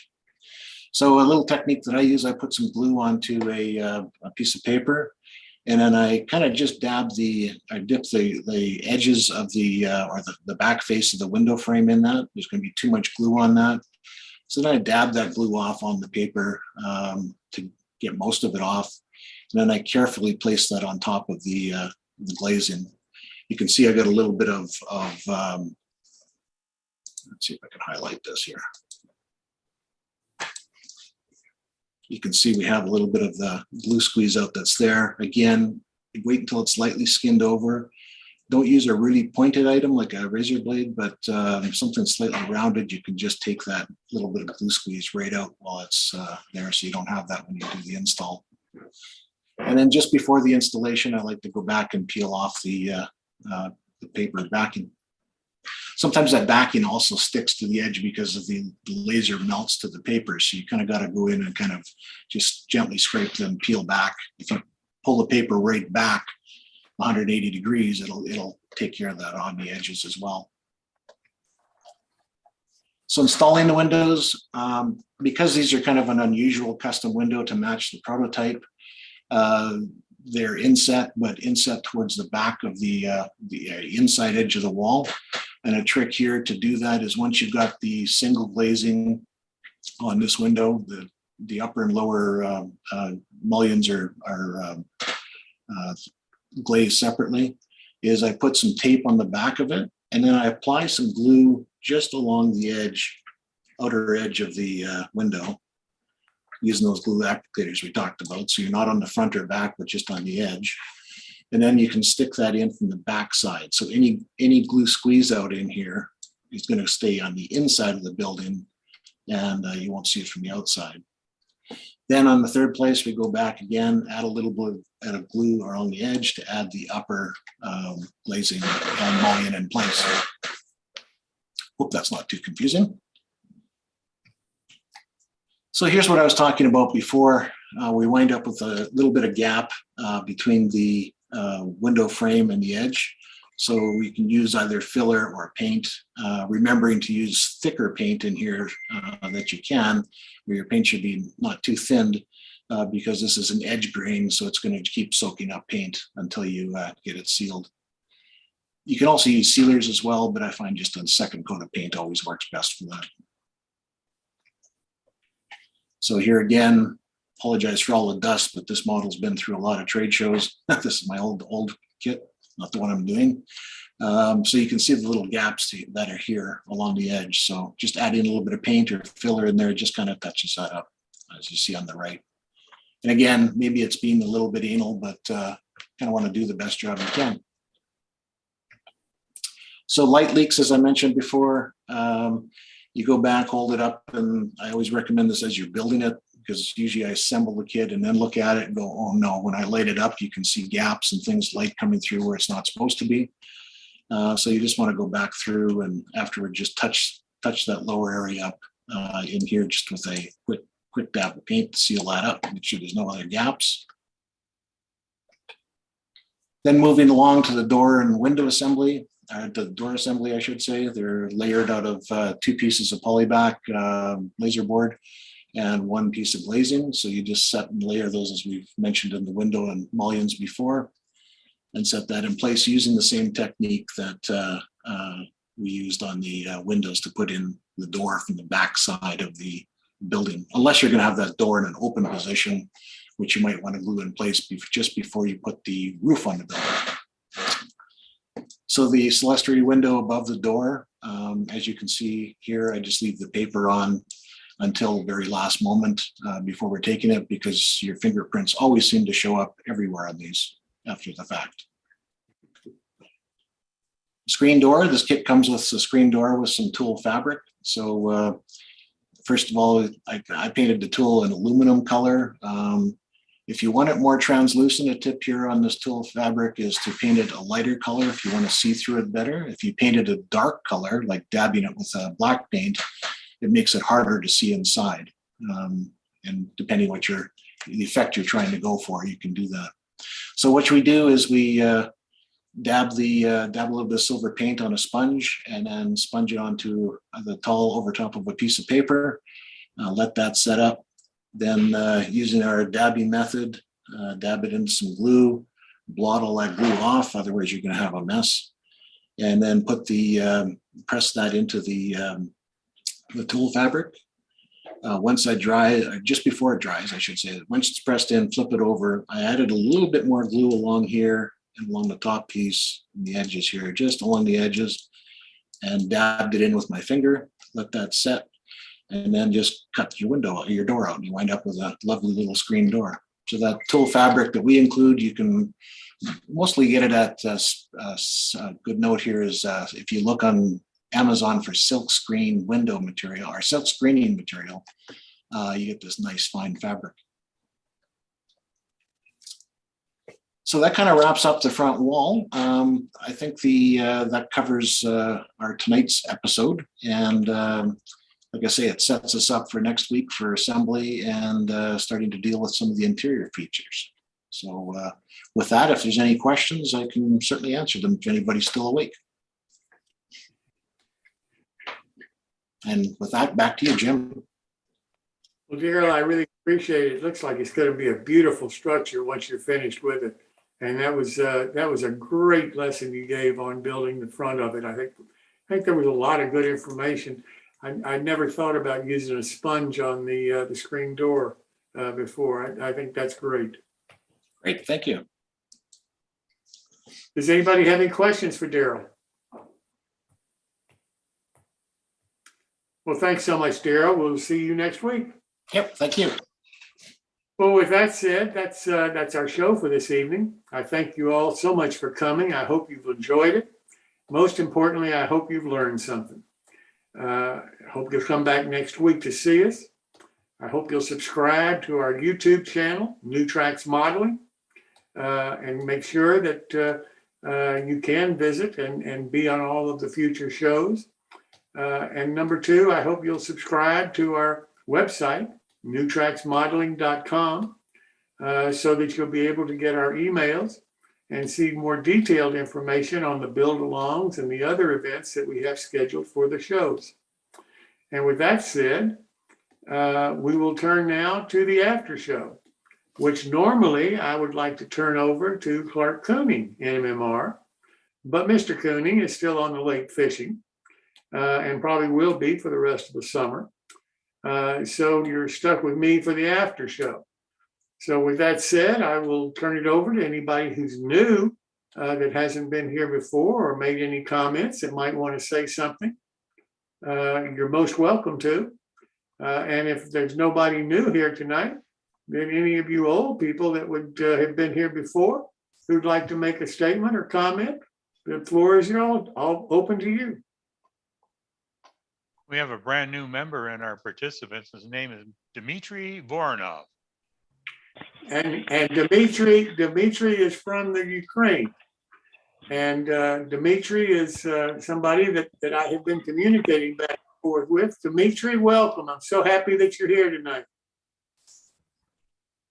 You're muted, Dmitry.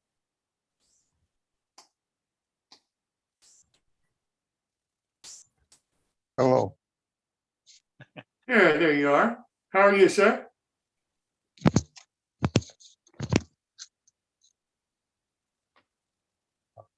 Another one, please. You're on, Dmitry. I think we can hear you now. Yeah, here. Yeah. I hear you. Well, I hope you enjoyed the show tonight. Thank you so much for coming. And thank you. I like it. Dimitri, for anybody's information, is a card modeler. He builds out of paper and cardstock of different widths and thicknesses and so forth. And if you see some of the models that he has built, you will not believe it. You'll swear that there's nothing that nobody could build the models that he builds in card and paper, but he does it. And they're just, Dimitri, I just can't tell you how outstanding I think your modeling is. Thanks, James.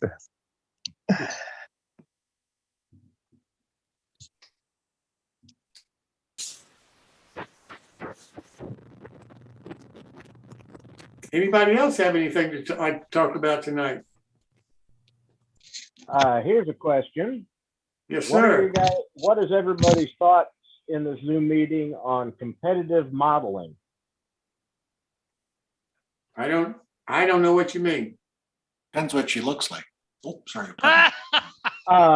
Building models to compete with, such as the farm toy guys do with their dioramas and displays, and individual pieces such as the toy truck and construction guys do with their semis and whatnot. This thought process comes on due to the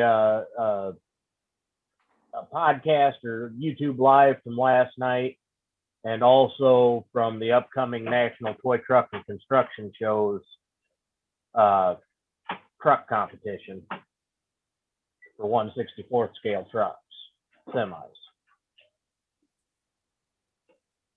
Well, what's everybody think about that? Well, I have seen a lot of competitive modeling in scale modeling, like model aircraft,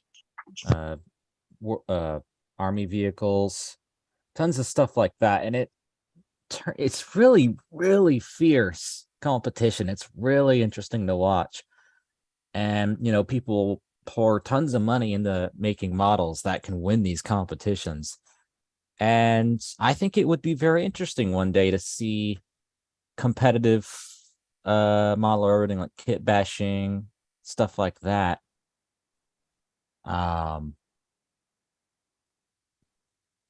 Yeah, I think it would be a good idea, but someone would need to organize that. And I know the National Model Railroad Association, I don't think necessarily said they were too keen on that, but I think it would be a very good idea.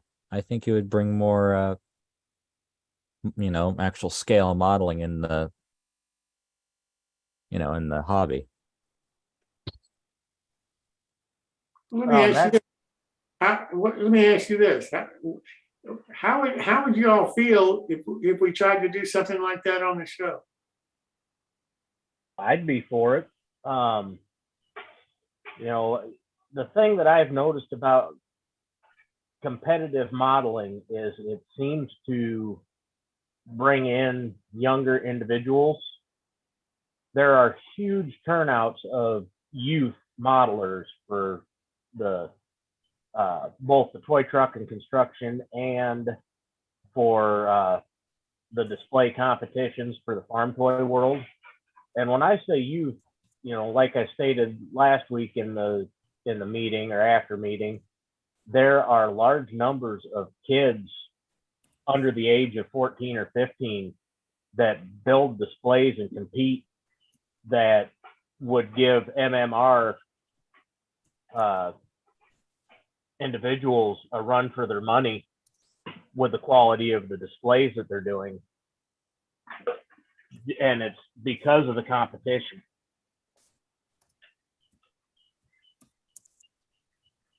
Well, how would we set something like that up, Tony?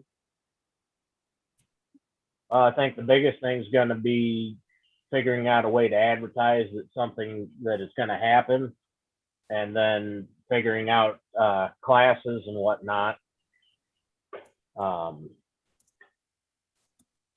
that, I'm not entirely sure. Let me ask you this as maybe a way of starting this.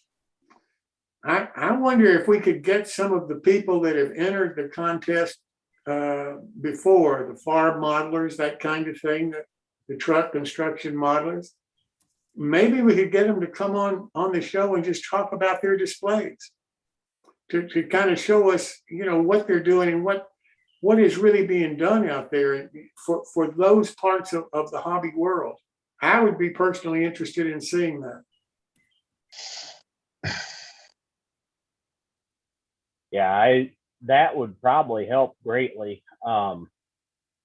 There's such a diverse cross section when it comes to that it's absolutely amazing. Like last week, I recommended anybody who hadn't seen it, go on YouTube and search some of the displays done by Chris Steeb.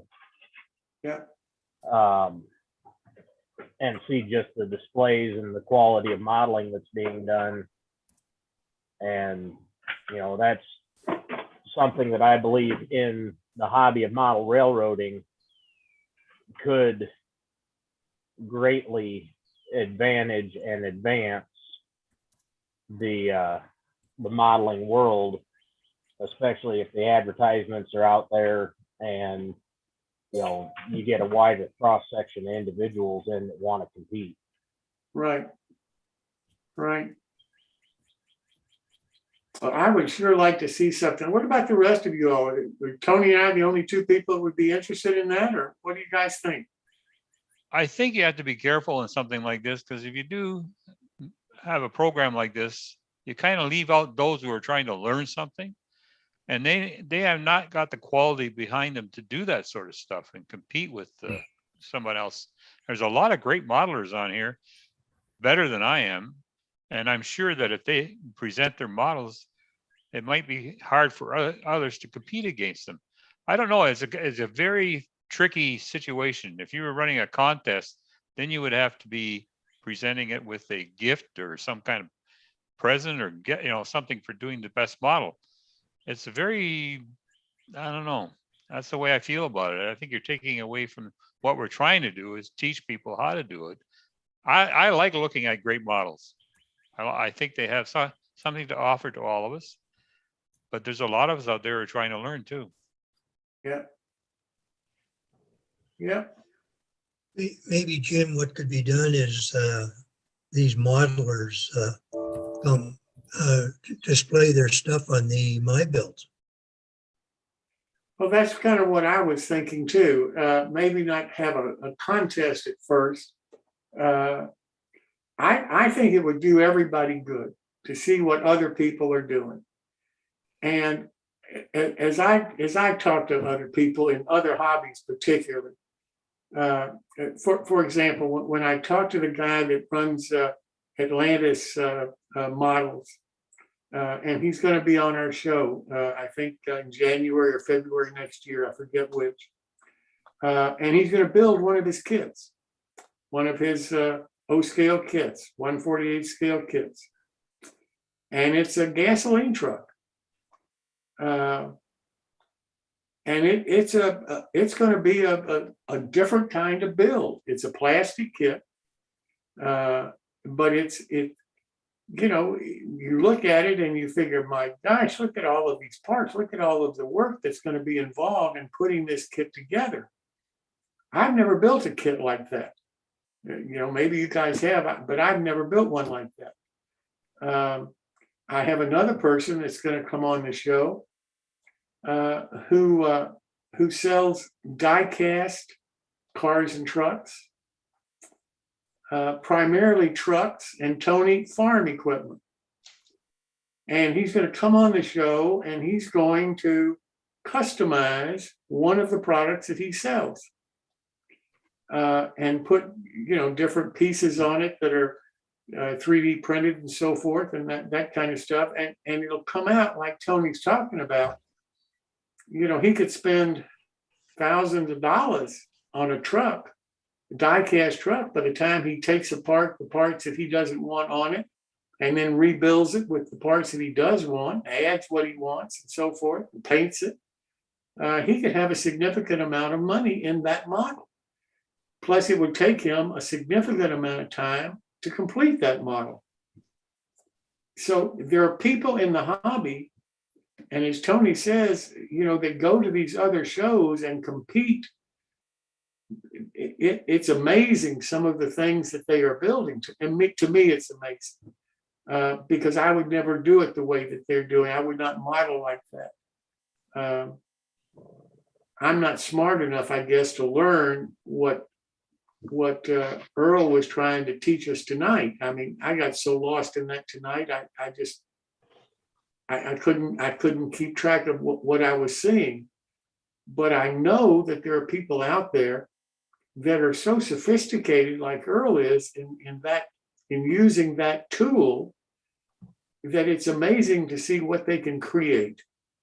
And I enjoy seeing that kind of thing, even though I can't do it, and I probably cannot build a model that in a contest would compete with them because of the detail and the magnitude of the detail and how beautiful the detail is that they can make, you know, with a 3D printer.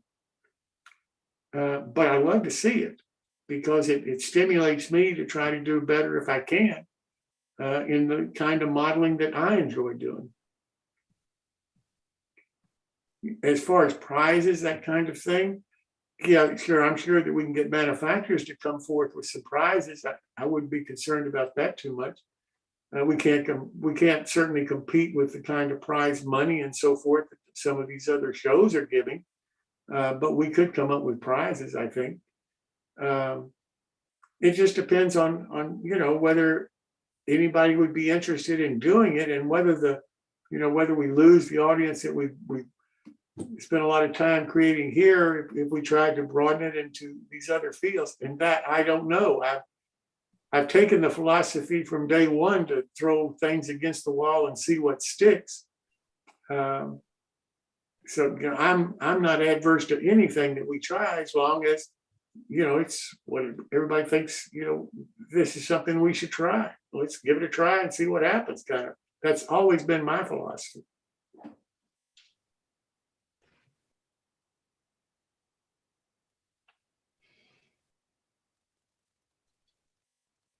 So what would you suggest on like what kind of segment would you do it? I think that comes back to I don't think it would scare too many people off. I mean, I just went to Dimitri's website and it scared the crap out of me when I saw the quality of the stuff that he's putting out. Can you imagine? I love it. I love it because you look at. Sarah, can you imagine? That's all paper and card. I know, and I just think what you could learn from that kind of, you know, technique and everything else. So I'm always inspired to see people's work like that. So I would love to see that on, and maybe the My Build thing is kind of where to put that. Well, and you know, I want Dimitri to come back and to show us some of his models on the show, and I want him to be a part of My Build. I'm writing doing a profile of him in one of the magazines now because I'm so impressed with the models that I have seen that he has created. Mm-hmm. And you know, there's those kind of modelers out there, as Tony was saying. Guys, I'm telling you, they're spending an awful lot of money on a single model to take to a competition. I know that's happening out there. Well, if I can share a picture, I can show you guys a picture of a 1/64th scale tractor that has almost $200 worth of 3D printed parts on it. I'd love to see it. Give me a second here and I'll pull it up.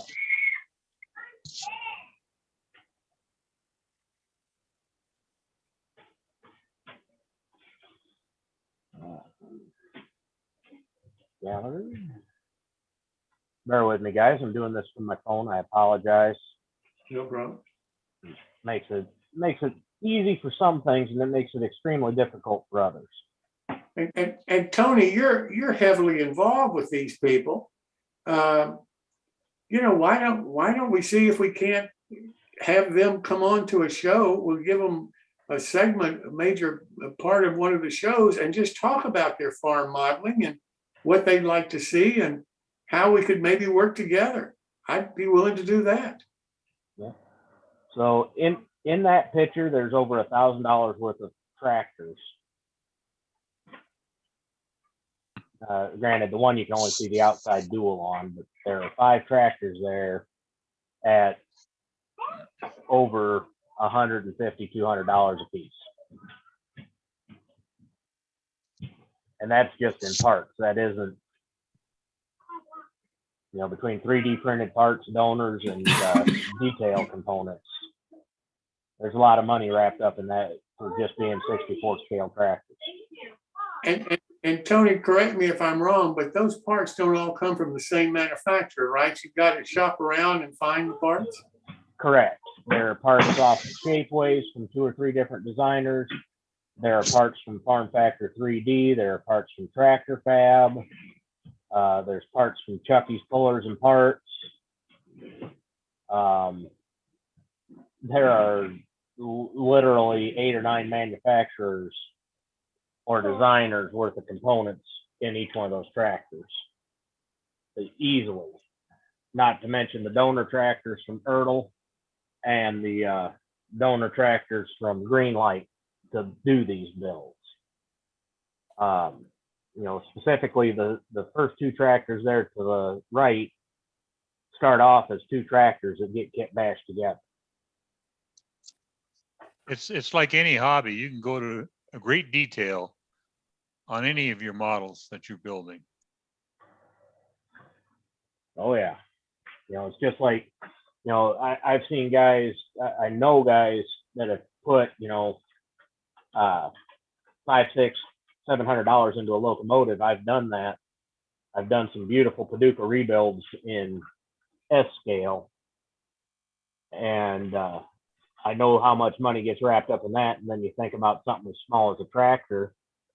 And I know from my experience, at least with S scalers that have showed up at the National Farm Toy Show, you know, they look at the farm toy guys, or at least some of them look at the farm toy guys as outsiders, because, you know, why would somebody want to spend $150, $200, $250 on a tractor or a truck that's just a seam filler that doesn't move? You know, and I hate that people look at it that way, but that's just something that I've noticed about a large selection of modelers, model railroaders. But I've noticed the same thing about farm toy guys when, you know, they get told that there's $500 or $600 in a locomotive. You know, it's priorities. But we have a group of S scalers that are based out of Minnesota and the Midwest that are trying to get the 1/64 scale modelers in overall together as a group, because S scale gets looked over by any major manufacturer. And I believe the competitions help that.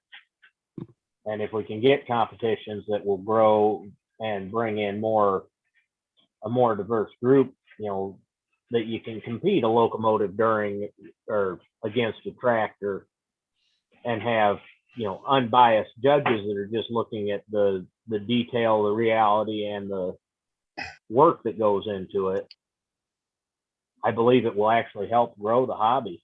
And plus, like I've said previously, the amount of youth that get drawn in for the chance to compete is absolutely ungodly. I competed in 2013 at the National Farm Toy Show, and there were 34 displays that were done by individuals under the age of 14 in the youth division. So what you're kind of asking is that it goes to all other fields in the modeling business, not just trains and model trains and buildings. It's everything. Correct. Yep. It's modeling. And frankly, exactly. Again, it doesn't make any difference what your hobby is. You're a model builder. It's modeling. Mm-hmm. You know, I feel that even if you just focused on model railroading, that if there was competition and, you know, it was advertised and such in areas other than specifically model railroading, that you would draw people from outside of the model railroading world whose sole purpose is to compete, and it will get them into model railroading. Because I've spoke with guys that say that. I think the key to it would be the judging and the impartial judging. It would be the key to this, and how you find the judges and who the judges are, because the judges are going to give it respectability. And if it doesn't have respectability, then nobody's going to want to participate in it. Yeah, I'm completely with you on that. And yeah, you're going to have to find impartial judges. I mean, if you focus on model railroading, you can find judges that are knowledgeable in customizing on model railroading, or knowledgeable in doing scenery or structures, that can judge the competition or the class or whatever. But you have to find a judge who is willing to be impartial. You know, if you're, how do I want to put this?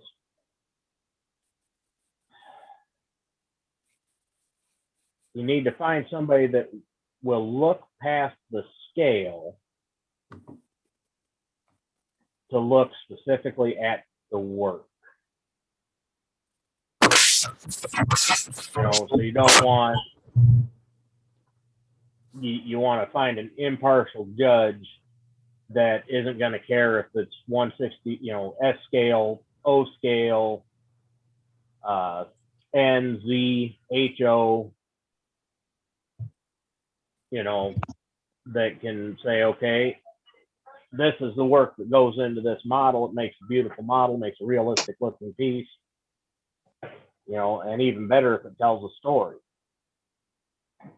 You know, you go out and you build your house from 1985, and you have the whole story behind, you know, it's your house that you lived in 85 and you wanted to build a model.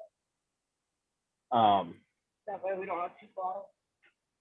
I guess, you know, it's all kind of partially or along the lines of that. In my opinion, that's what they strive for, and for like the farm modeling and stuff, you know, telling the story is dang near as important as the model itself. Yeah. Yeah. We had somebody wanted to ask a question a minute ago, but I don't know who it was. Well, please speak up.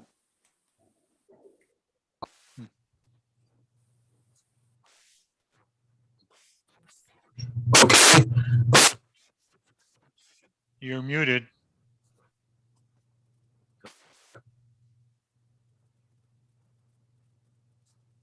Go ahead. Is it Bud trying to? I think so. He's not getting through. Yeah.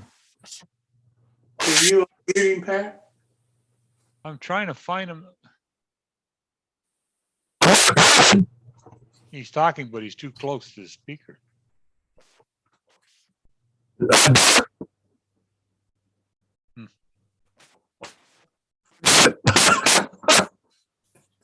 He's breaking up like crazy. Must be sunspots.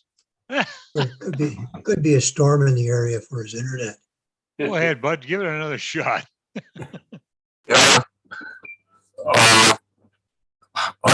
Testing 1, 2, 3, 4, 5. Your speaker's too loud. I'm still too loud. Okay. Down. All right. Better. Better. Okay. A little more. The microphone's too good. Okay. Bring it down a little more. Bring it down a little more. The plastic modelers have two types of competitions. One is first, second, third in a given category, and the others are bronze, gold, and silver. And the judges, the judges. Bud, if you can turn your microphone down a little bit. I can. Okay. Yeah, you're getting feedback. Getting feedback. Yeah, I think you got 2 speakers on or something. Oh, no, I'm using headphones. There you are. You're better. Oh, okay. But in our particular group, we judge bronze, gold, and silver, and it doesn't make any difference what scale it is or anything.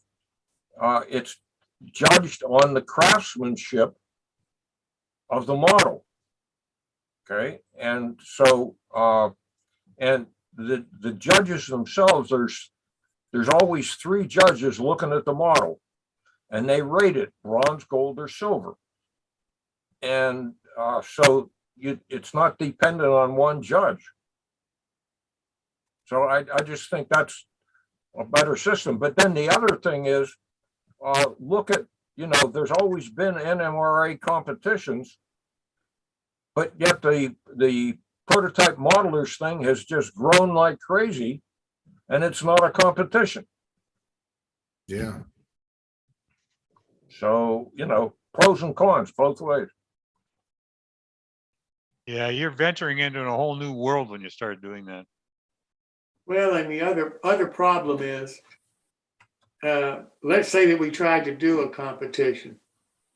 You'd be doing it digitally, because the judges couldn't see the models really.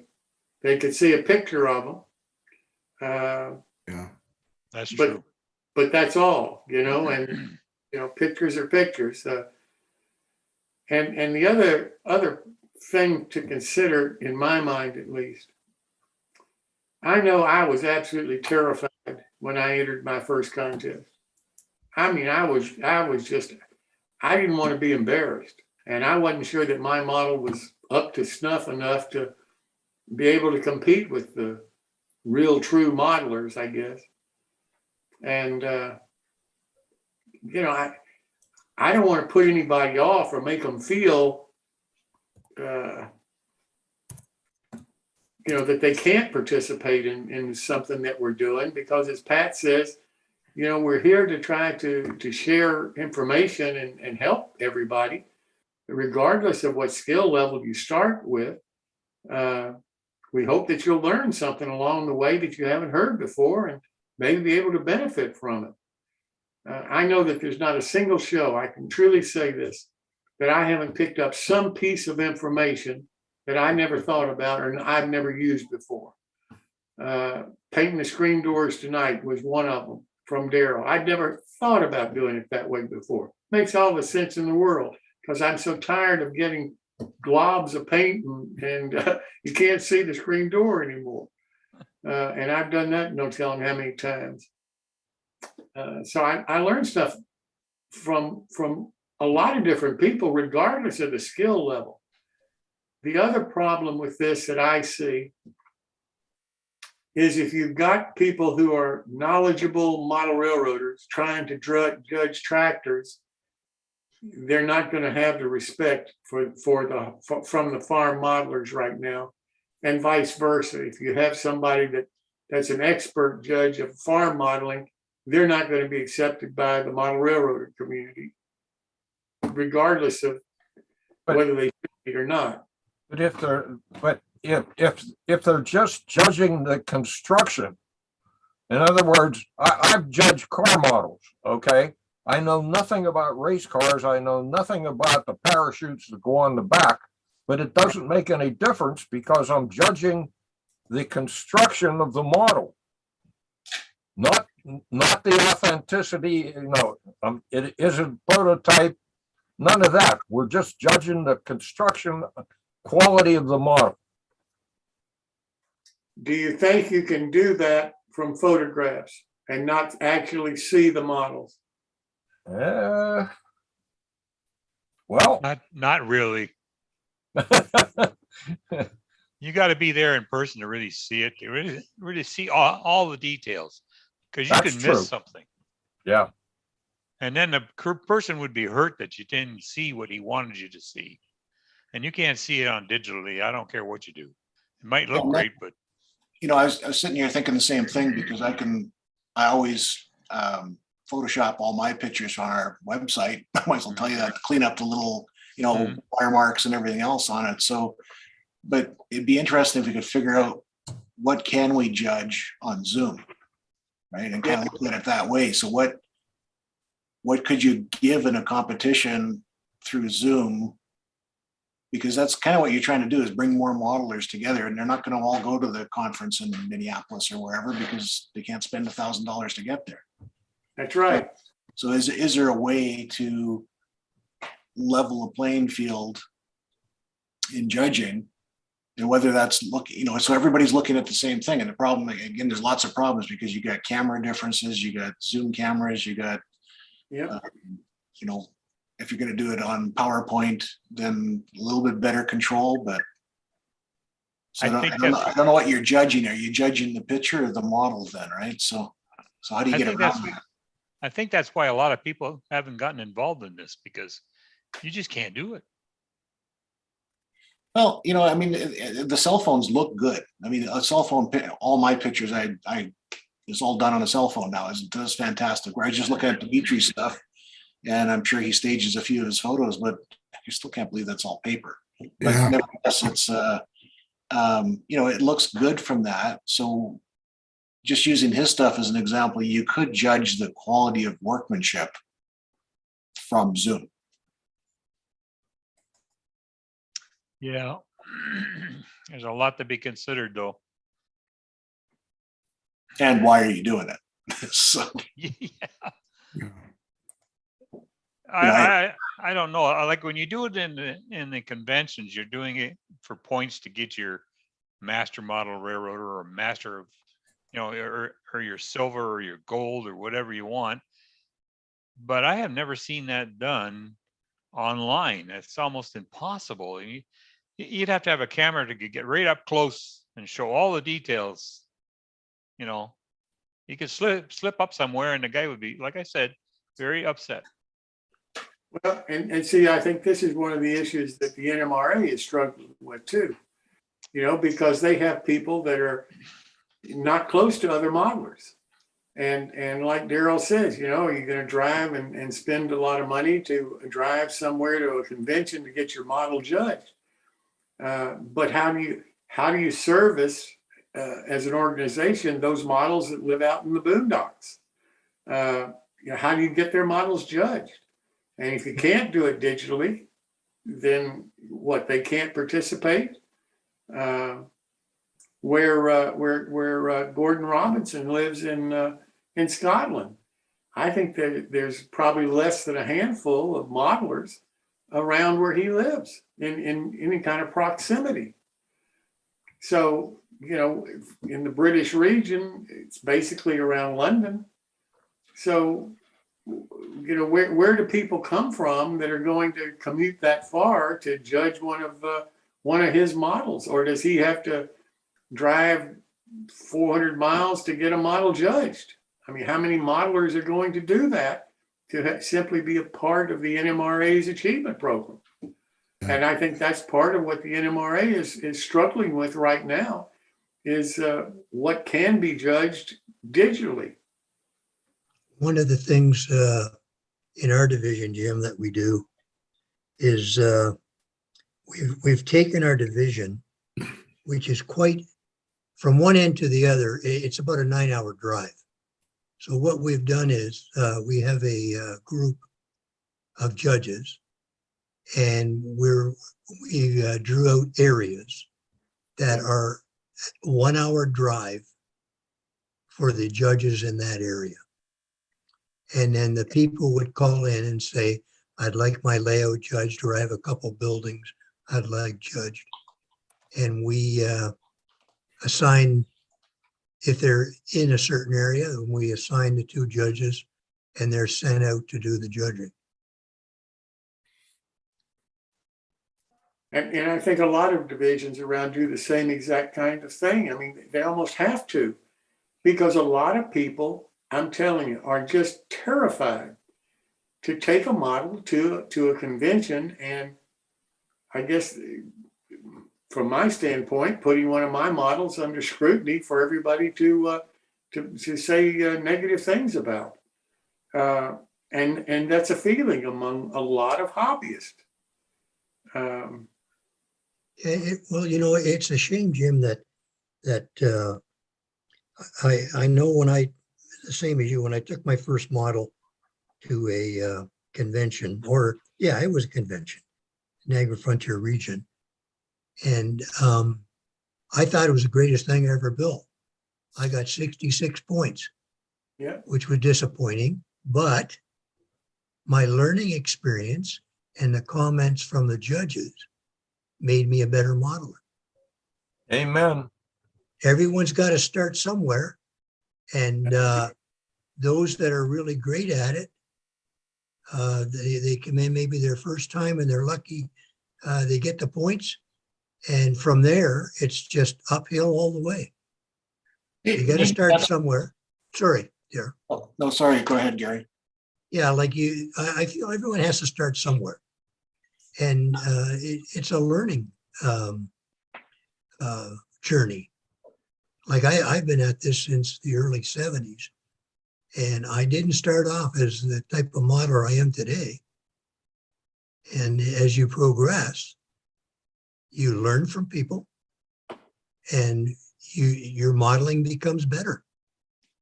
See, I wonder if that could be something is, you know, instead of show my model, comes across the wrong way, but critique my model. Yeah. Yeah. So that would be a good I thing. look at my own pictures when I put them up, and I look at other people and go, well, I would have done that differently, or I would have added this, or I would have added that. And half the time is you don't notice that. Somebody else points it out for you. Yeah.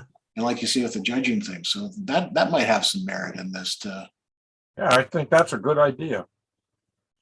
So Patrick puts his model up and we all beat the crap out of it. Yeah. In a nice, friendly sort of way. But I think something like that could work. I think that's what the RPM shows is attracting the younger people. I think, and it's a mixture, right? But a lot of young people where they build their models and they bring them out and they display them, and you can talk to them one-on-one as you go along and look at everything. And you learn, and you probably give feedback, and they learn. Plus, when they get to walk around the room, see another model. Oh, I never thought of that type of thing. But you haven't got that fear of being judged or anything. You're showing what you did, and you're probably quite proud of that. And it's in I think a much healthier learning environment nowadays. We all have lots of pressure, that we didn't have on our shoulders back in the 50s, 60s, 70s, 80s.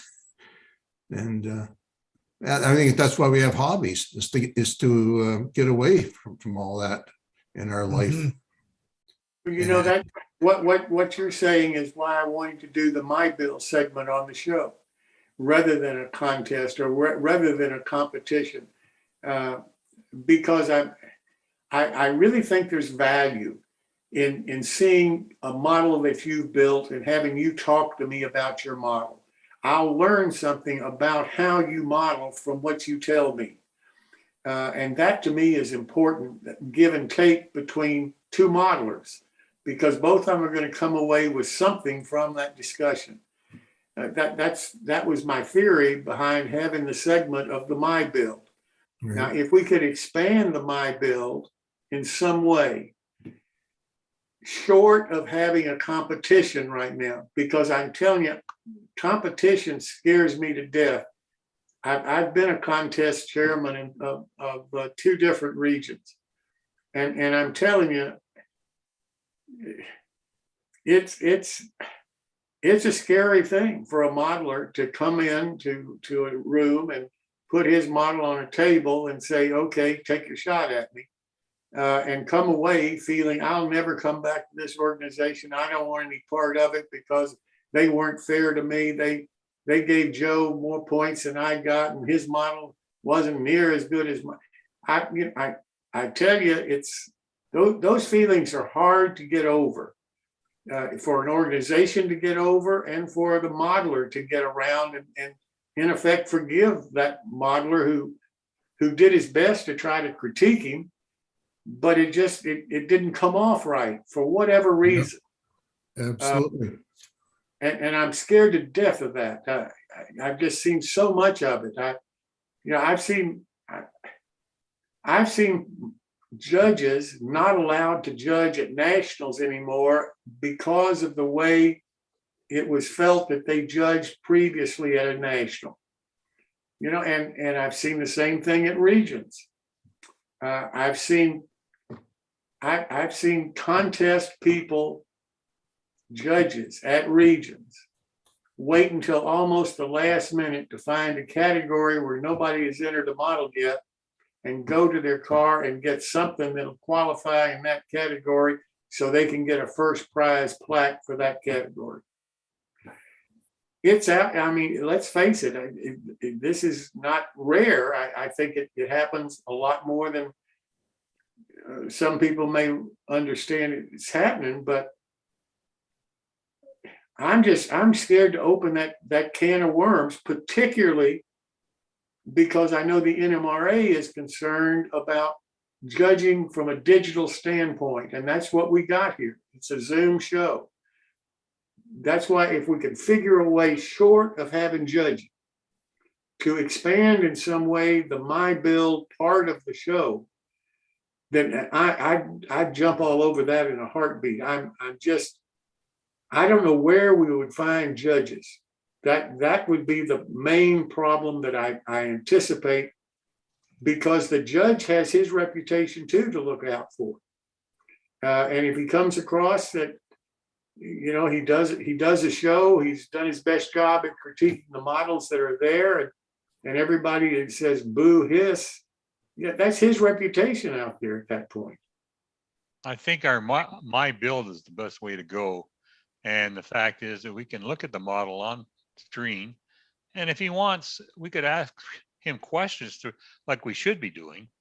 Yeah. And tell him where he could maybe make it a little bit better, but not, judge him in such a way, but help him. Giving him helpful tips. Like what Daryl was saying is they would bring their model on, and just as you were mentioning there, and we have a lot of MMRs on this program. Not that we're the perfect people in the world, but we do have some modeling experience, and we can pass on tips to these people that want their models judged. The one thing about entering a model in a contest, if you don't get the points the first time, follow the comments that were made, re-enter the model. If you don't get it the second time, follow the comments and re-enter the model. Yeah. And there have been people done that before, they've entered 2-3 times, and they finally got their certificate, which is, I think is great. I do too, because they learned a great deal from the process. You're right. Yeah, so if you want to, if we're mentors, that's actually a good way to do it and keep it friendly. You just give feedback on what you could change or what you could update or what you could add. I like that idea. I got to run, but I really like to continue this discussion because it's something I'm interested in. So take care, Daryl. We can do that, Daryl. I'd like to continue it too, because if we want to do this, that's great, but we've got to get people also that want to show their models. Yeah. Right. And they got to be able to take a photograph of it and show it to My Build. But not everybody's got great cameras to do it with. I mean, some people have the cell phones, and well, that's fine. Let's don't worry about the photography quality. Let's just worry about how the model looks, and let a person talk about how he built the model. I mean, some people, if you built a lot of models, you can listen to what Daryl said tonight, and you can put yourself in his position, and you know exactly how strong he was doing this, how much he pressured over here, how many times he had to do this before he got it right. You understand exactly what he went through to build that structure that he built tonight. If you've built a lot of structures, you know that going in. So if you, and you know, like was said, there are some very talented modelers on the show, no question about that. And there are other modelers on the show that would like to learn from those talented modelers. Great, that's what it's all about, in my opinion. Now, how do we get all of those people, both the talented modelers that show their models and the untalented yet modelers to show what they're doing, and we get the transfer of that knowledge? That's what mentoring is, the transfer of knowledge. I think we need to keep saying, don't be afraid to show it online. We're not here to critique you in such a way that you'd be ashamed of it. We're here to help you. So don't be afraid. Hey guys, we'll see you next week. But this this is a good after show. I missed your music and your lovely voice behind it. I thought we'd do live too. Live helps once in a while as well. So. Okay. Yeah, thanks, good evening, Daryl. guys. Good night, Daryl. See ya. Guys, I think we've pretty well beat it to death, have we? Well, I think we can pretty well stop the recording at this point and maybe say no problem. Pat, did you ever find where the music? Pardon me? Did you ever find out where the music was coming from? That was driving me crazy. That was Earl. Somebody in his house was doing that, but I don't think he heard it. It was coming from him speaker because he was the only one. I went down the list and I made sure everybody was muted, and he was still speaking, and it was coming through his through his speakerphone, and I couldn't do nothing about it. Maybe his wife had the music on while she was unloading the dishwasher. I think she was making supper for him, as he's been asked before. What's for supper? Oh dear. All right, guys. Has anybody heard how Chris is doing? I have not. I've not heard a word. Not heard a thing. I've had an email from him and he says he's getting better and he's coming back. I just sent him an email and told him, if you don't have to reply, but we're thinking of you. And he did reply. And he says he's getting better and he thought he'd be coming back. So I thought we might see his face, on one of these shows, but well, I hope we will. I really do. Yeah. But he's gone through an awful lot. I mean, geez. I didn't realize how serious his condition was. I'm telling you, it was. I think it may have been touch and go there for a while for him. I'm serious. It was really serious. Yeah, until he switched to got another doctor that just hit on the right. Thing and then start getting them some help. Thanks for making the contact and letting them know that we're thinking about them. Sure are. Yeah. We miss them. Well, guys, I shall see you next week. Thank you so much for coming. Enjoy the conversation. Okay. Thanks. See you, Jim. Take care. See you, Jim. I looked up that Dimitri. I just can't, that model he showed that. Did you see that? He's got it up there right now. Dimitri, can you make it a loud or a large screen or something? Just pin them. Okay, just a second. And that should come up. I understand. I don't know about all this stuff, but. Okay, pin. There you go. Look at that, eh? Whoa. We don't see it, Pat. Yeah, it's individual. I think if everybody just go onto your participants and pin it. Yeah, double click it, I think, and that brings it up. And it's like you'll see. Excuse me a minute. You'll see more if you go up to his name, and you'll see more on Dimitri, and it'll tell you in that list. It says pin. Oh, okay. Yes. That is amazing. Oh, that's out of paper. There you go. Wow. Yeah, I can't believe how he did the tracks and the wheels and everything. Holy mackerel. Like, is it a composition of other material? But they said it's all paper and card. I just wow. Whoa. That's amazing. Phew. No, it's simply. It's simple, huh?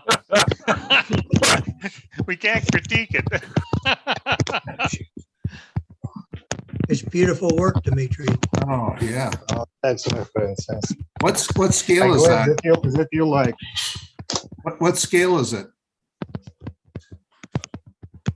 Scale 135. Oh, wow. Yeah. Wow.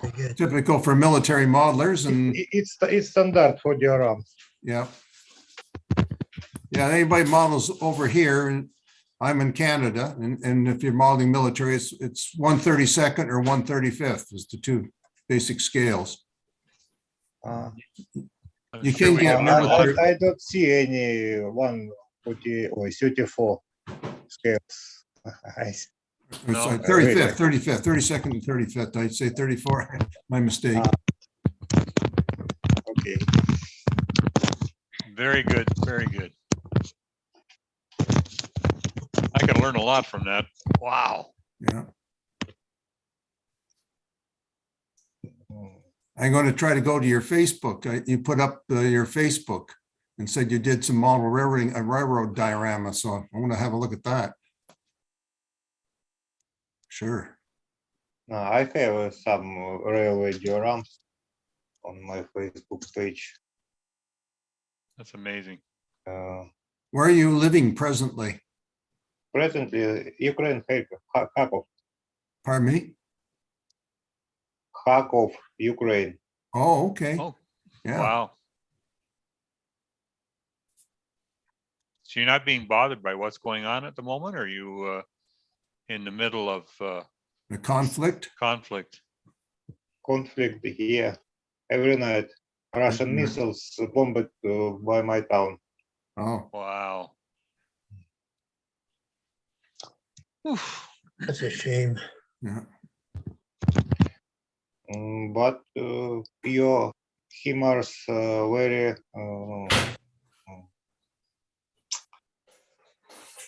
defend us from Russian soldiers. You're definitely putting up a real good fight, that's for sure.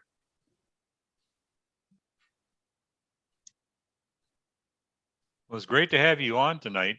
We enjoyed your models, that's for sure. That can't get over that. That's just, wow. Right over the top. I'm glad that you like my works. Man. Anyway. How long do you guys want to stay on? Rich, you're there. How you doing, Rich?